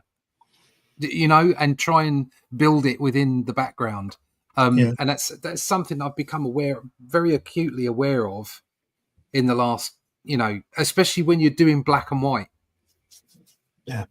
If you're doing color, it doesn't matter so much, because the color can create a lot of the shade if you want it to. Yeah. That doesn't mean you shouldn't be drawing properly because you're drawing color, of course not. But you can allow the color to do its job. Whereas when you're drawing black and white, you can't really do that. Right. But these were probably made for color, to be perfectly honest. But they still work so beautifully well in black and white. Yep. They absolutely knew this was going to go in color. Yeah. We said that before, that it still has to work in black and white. Oh, it still has to work. Oh, good God, yeah. I mean, you can. I don't think for 1 minute that John Buscema was sitting there going, "Oh, the color will fill in my shadow." No, he wasn't thinking that. He was drawing the page. He was making sure that it worked. And when he cheated with the shadows, it was because it was cool, and because that made the image work better. It wasn't because he was thinking, "Oh, I can fill in the colorist can fill me in there." That wasn't what he was thinking. So I'm sure of it. It's like that. I told you the other week, that Beatles song that, She Loves You, and they go, yeah, yeah, yeah, yeah. And George Martin said, you can't end on that chord. And John Lennon said, why not? It sounds good. Yeah. It doesn't matter that he doesn't do a shadow there, because it's not spoiling anything. No, exactly. It's like, it's a comic book. It's cheating all the time. Yep. You're constantly cheating. It's the whole point of a comic book is it's a cheat. It's not reality. And so, you're not looking to illustrate, you're looking to tell a story. Two different things. Entertain. Yes. If there was ever a cover that made me go bang my head on the wall, it's that one. It's just so good, isn't it? Look at it. It's like, oh, forget it, More floating heads, by the way. Time light floating heads. Yeah, it's great. Look, again, they had on floating heads in the corner all the time. Period. Yeah. Has he got a jacket on, or is he got hairy arms? He's got a furry coat costume on the top. Yeah. Okay. It's actually an albino bull ape that he took and skinned and then wore as a shirt. Yeah, as you do. Yeah. So it's like that guy on that terrible science fiction film with Kirk Douglas in it, and I force it when that guy puts that guy's head on top of the robot. Oh, Saturn 3? Yeah, Saturn 3. Yeah, have you seen that? Saturn 3. Oh, Farrah Fawcett. I love you. Yeah, That's a deep dig. That's what everybody remembers that movie for. Wasn't Ferris Fawcett nude in that film? Yes. But Close. They cut. Have you seen the deleted Close scene enough. where she comes in with the gear on and he says, "What'll I do with this baton?" Oh, sorry, wrong movie. Wrong movie.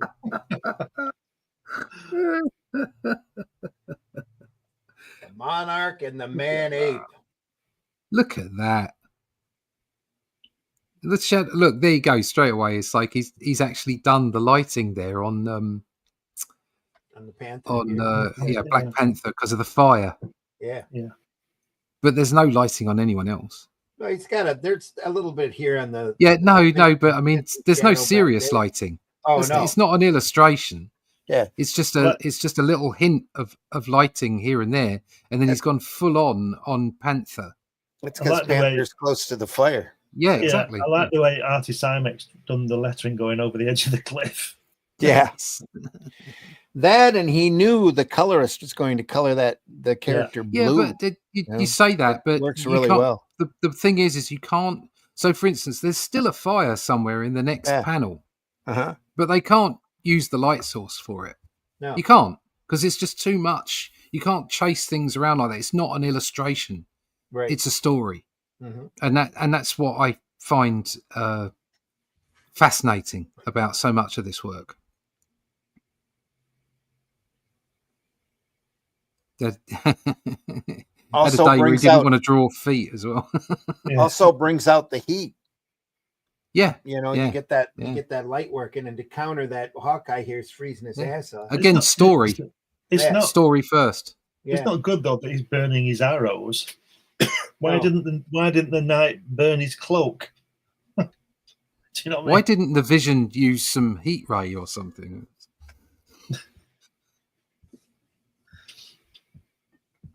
Don't think about it too hard. It's only a comic book. Exactly. Yep. George Klein again, inking. Yes. Lovely work back here. Yeah.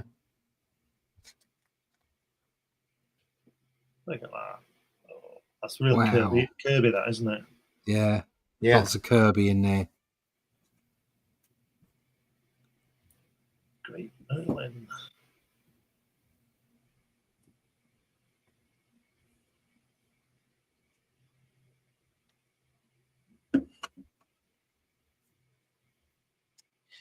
Man Ape, that's the M'Baku character that was in Black Panther. Goes off and has his own little corner of Wakanda. The one that is kind of a Luddite, believes in the old ways. They'd call him Man Ape, but that would have been two races.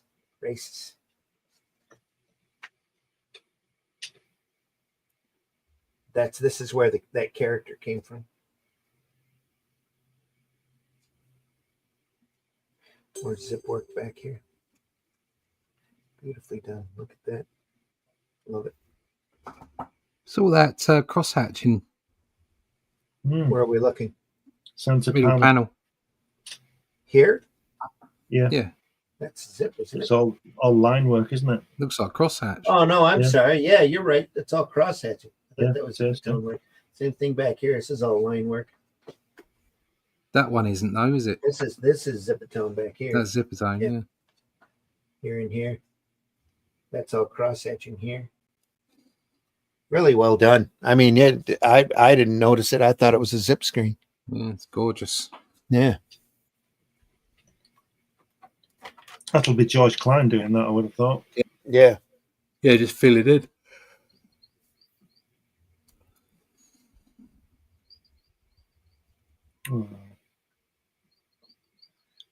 That panel on the second page, the third panel where the guy's holding that rod thing. Look at that arm. Look at the line work on that arm. That one, yeah. Look at that. How good is that? It's so clear, isn't it?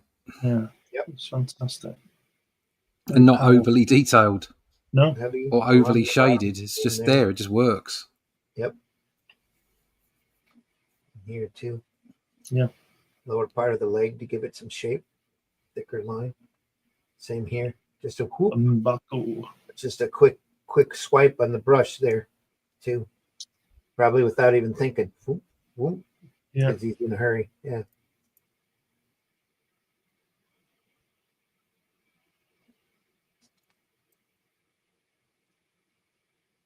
Wow.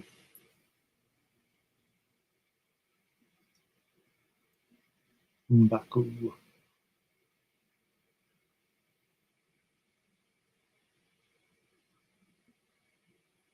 That picture there, the bottom where they're sitting around the table, is like an homage to Kirby's first issue he's in, into where those people are dancing and stuff. You know, and is it issue 52, FF52?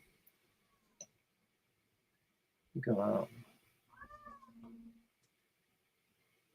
Meanwhile, everybody else is starving. Yeah.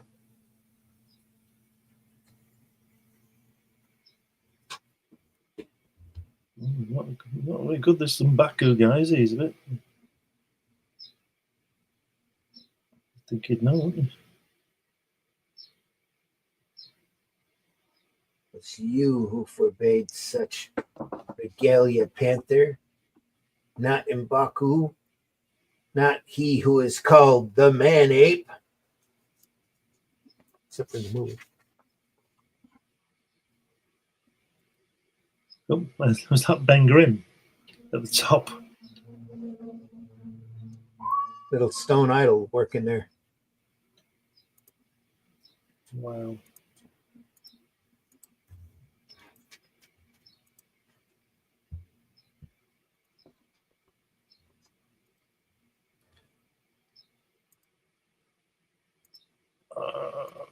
Freedom.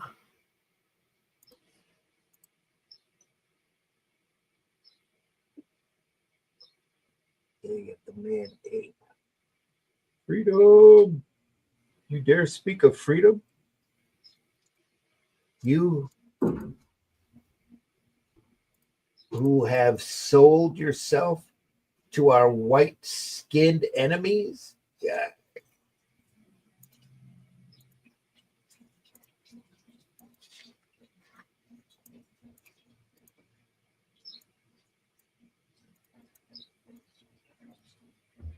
At this point, Panther didn't have his own series. Wow. So they, gave him a storyline.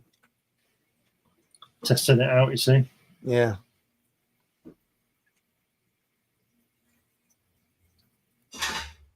It'd be a few years before they put him in Jungle Action. And even then they did that because I don't think they wanted to stop the title, but they were when Jungle Action first started, they were reprinting a bunch of old white, really badly done Tarzan ripoff characters. Yeah, then didn't Kirby come back and do the title? He did eventually, but before that, McGregor and Billy Graham had a run.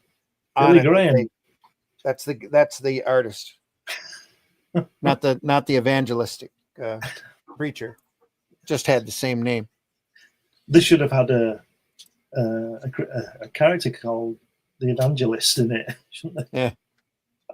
Well, that's during the period they yelled at McGregor because he was doing these great Black Panther stories, and they said, you don't have enough white people in your stories. You need to put some white people in. God.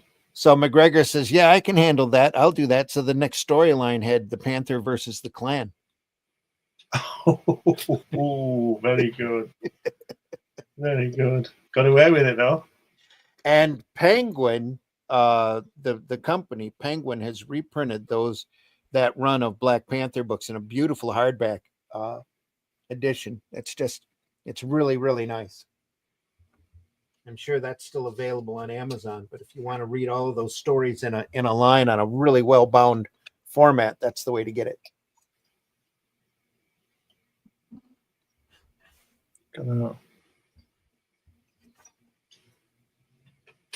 Again, feathering here, running thin to thick to solid. Just beautiful work here. This is cross-hatching back here again, too. Yeah. Fantastic. Huh. Taking the time. We're getting late now. Yeah. Yep. We'll stop it here. We're on page 14 already. There's only a couple more pages to go. Some great one-on-one fighting here. Some more just fantastic feathering. Look at that.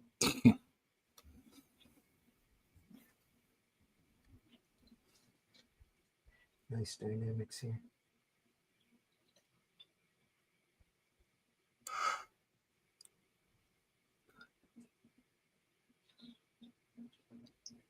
Victory!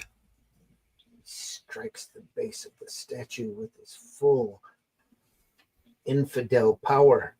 How long before it falls forward, crushes me to a pulp?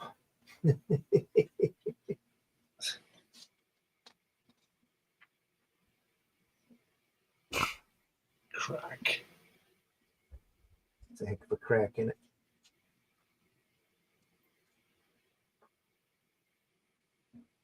Oops. Towards me. Not squashed. Yeah, he'll come back. And so, faced with a world more complex, more subtle, he could only battle on until the end. Yeah, he'll be back. He's got a whole movie career ahead of him. There we go. Folks, we've been looking through the Essentials, Marvel Essential, Avengers Volume 3. Great artwork of John Buscema. Really glad you've been here. Tank Ferret in the house. Good morning, all. Good morning, Tank Ferret. Tank. How you doing, man? Like, share, absolutely. Please hit that like button up there. Well, I got to go. Good stream. Good luck with everything. Hit that like button on your way out. If you haven't subscribed to whatever platform you're watching on, hit that subscribe button too. Any type of engagement you have with this program just goes to help our algorithm and get out and under more noses. Wakanda forever and whatnot. Absolutely. PBR says, was going to ask you fine fellas were open to the idea if I sent you my copy of the Ethernaut, would you like to cover it with a promise of sending it back? You don't have to do that, PBR. I'm going to end up buying that book anyway. So once I do, we'll take a look at it for sure. I think Fantagraphics is reprinting the entire run on that, despite the lackluster attention that the Netflix series has gotten. What's the other channel name? We are archived over at Comic Book Black Belt YouTube channel, the Randy Zim, that's Zim with 2 M's, YouTube channel, and the Indie Comics Network, ICN, Indie Comics Network, that also holds a lot of other programs. Says, I want to subscribe. Just hit that subscription button. Being on YouTube, it's free. You don't have to pay us nothing. We're not monetized for this. So we do this because we love it. We're inspired by this artwork. There's the best of the best in sequential art. We learn from it. We're inspired by it, and we hope you are too. You know, there's so much great sequential art, comic book material out there that's been going on for 70 years or so now. Almost, I think the comic book just had its 100th anniversary, but the early orcs were really primitive and basically comic strips just hobbled together. Yeah, I have to say our stream is painfully underviewed. Not because anyone should listen to our inane ramblings, although Ben and Randy do know a huge amount about the comic book industry. But simply just looking at the imagery that we put up here, we're putting up classic stuff. More people Very should classic. see it. Yeah, absolutely. So we're going to be one of those happy finds for a lot of folks out there. And there's a whole archive of this stuff. Holy crap! Yeah.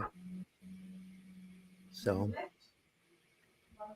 And if there's anything out there you want us to cover, Ethernauts is definitely on our list. Anything else out there, make sure you leave a comment in the chat or whatever platform you're watching this on. We will see it and we will take it under advisement. So there's a lot of stuff we've looked at already that are in the archives, and there's so much more stuff that we have to look at. And we'll be doing this until we can't. So all the algorithm tickles everywhere. Yep, there you go. How you Tank PBR says. Tank says PBR. Back at him. Read, enjoy, remember. Yeah. Exactly right. Be entertained by this stuff. You don't have to enjoy modern corporate comics. You just go back and look at this classic material and know how great it was. You know, there's a reason why these sold hundreds and hundreds of thousands of copies when they were out, even millions. We've looked at like Crime Does Not Pay that was selling 4 to 6 million copies every, I don't even think it was every month. I think it was every other week when that was coming out. Just phenomenal material, folks. Just so much great work out there. And you'd be surprised at how much of it is evergreen. You know, we might laugh at some of the goofy scripting by Lee and Thomas here, but it's all just adds to the classic feel of the material. Just great stuff. Tank says, I find it amazing that the old comics were so verbose without seeming too wordy. Oh, they were wordy.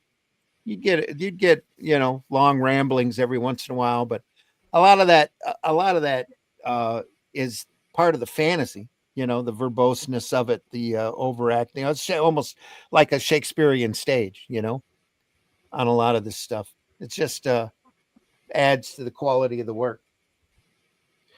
Great stuff, folks. More stuff next week. We'll be back next Friday morning, 5 a.m., looking at some more material, probably Gil Kane covers, if I can get it coordinated enough to get enough samples together to really look at it well. And we'll see how that goes. If not, then we'll have some other great thing to look at.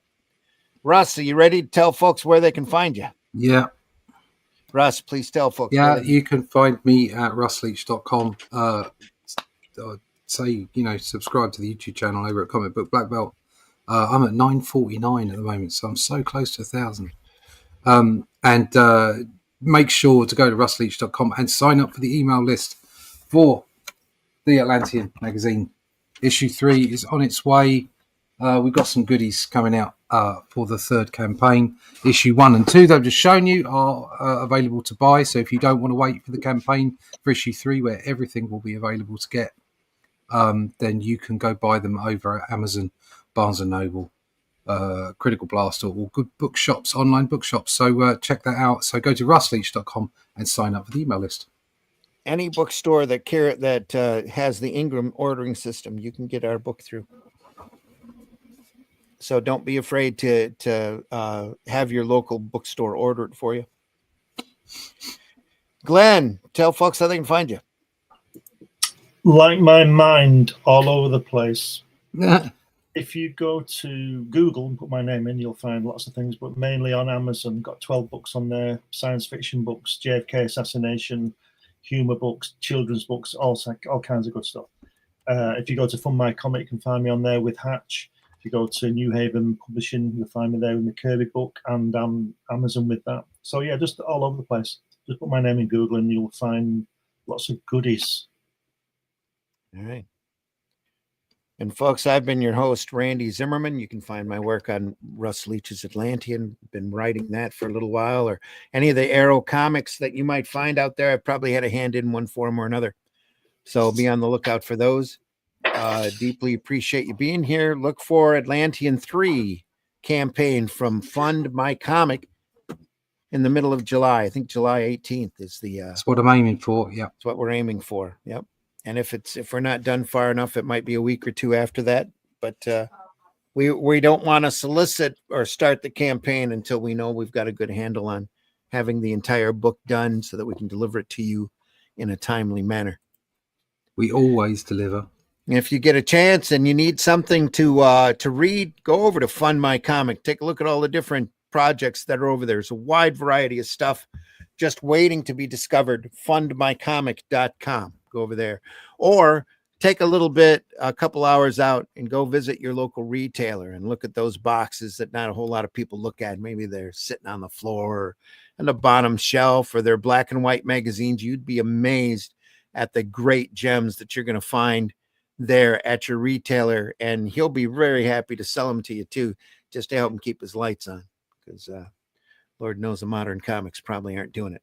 So then buy alternative and independent comics, especially ours. So much great material out there. Tank Ferret says, Glenn, Pops and I were showing off my Hatch fan art not too long ago. There you go. Thank you. Yep. And, so you should be. Tank says Gil was an awesome dude. Yeah. Yep. Great artist. Great artist. All right, folks, until next time, we do this twice a week, Friday mornings at 5 a.m. for Comics by Night, where we look at great comic book sequential art and stuff. And then Sunday morning, we do Sunday Funnies, and that's at 9 a.m. These times are all Eastern Standard Time because I'm here in the middle of Michigan. But this Sunday, 9 a.m., we are going to look at this great little hardback book. This is Superman from the 30s to the 70s. Wow. I don't think this book's been opened in a few decades, but it's got all the great classic samples of the great classic artists that have handled Superman all the way up through the Neil Adams and the Kurt Swan eras. It's just fantastic stuff. Some really hot stories in here, and we'll be looking through as much as we can here Sunday morning, 9 a.m., right on these same channels. And just to kind of celebrate the fact that Superman movie's coming out in a few weeks, I figured I'd dig that book up, dust it off, and we'd take a look. Siegel and Schuster, it's Mort Weisinger. There's so much great. Carmine Infantino is in here, Kurt Swan, Neil Adams, just some fantastic stuff. Take a look at that. You just turn it to a splash page and show you. Oh, it's all in black and white as well. It's in a combination of both black and white and color, but mostly black and white, just so that you can see the ink lines and enjoy that. Look at that great work. World War II Superman. Lots of soups coming up. That's on Sunday Funnies, 9 a.m. Folks, thanks again for stopping by. We'll see you again soon. Be kind to each other. Try to be more social on those antisocial platforms. You'd be amazed where a kind word goes goes a lot farther than bitter trolling, I assure you. And if you love comics, tell people you love comics. Talk positively about comics. Go up there and post your favorite comic. Again, go through your collection, find the stuff that you love, and show it off. So the world would be a brighter, happier place if you did, and you'd give people some entertainment options that they might not be aware of. Just like today with the Doctor Strange superhero stories. Some just phenomenal stuff out there waiting to be explored. Tank Ferret says, whoa. Says, make mine indie. And Black and W for the win. I'm biased. There you go, Tank. Absolutely. It's great, great stuff in black and white. All right, folks. Take care. We'll see you soon. We have a word of the day as we're going out the door. And can't guess what it is. We love you. And we're so glad you're here. And tell your friends. Like Russ says, we are underviewed. And we're showing off some great stuff here. Everybody should be watching us. So do we want to do Mexican or Appalachian? Appalachian. Appalachian it is. Hi, y'all. It's time for Appalachian Word of the Day. The word of the day is miniature. One minute you're on top of the world, the next day something happens and you're not.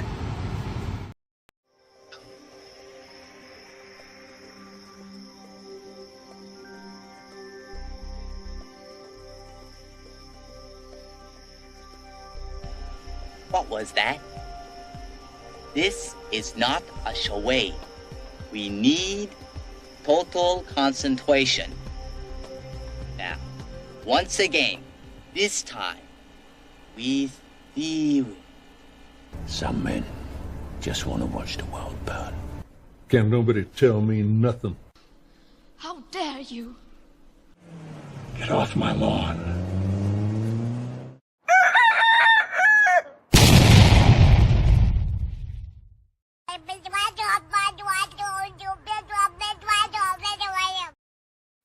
Absolutely.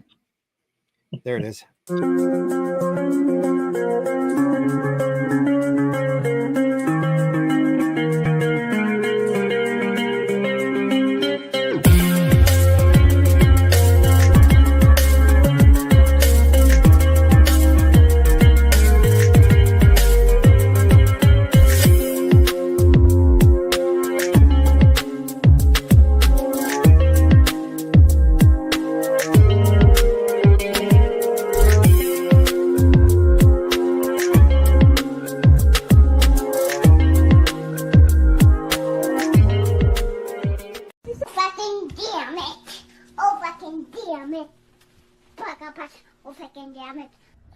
Taste the biscuit, taste the goodness of the biscuit.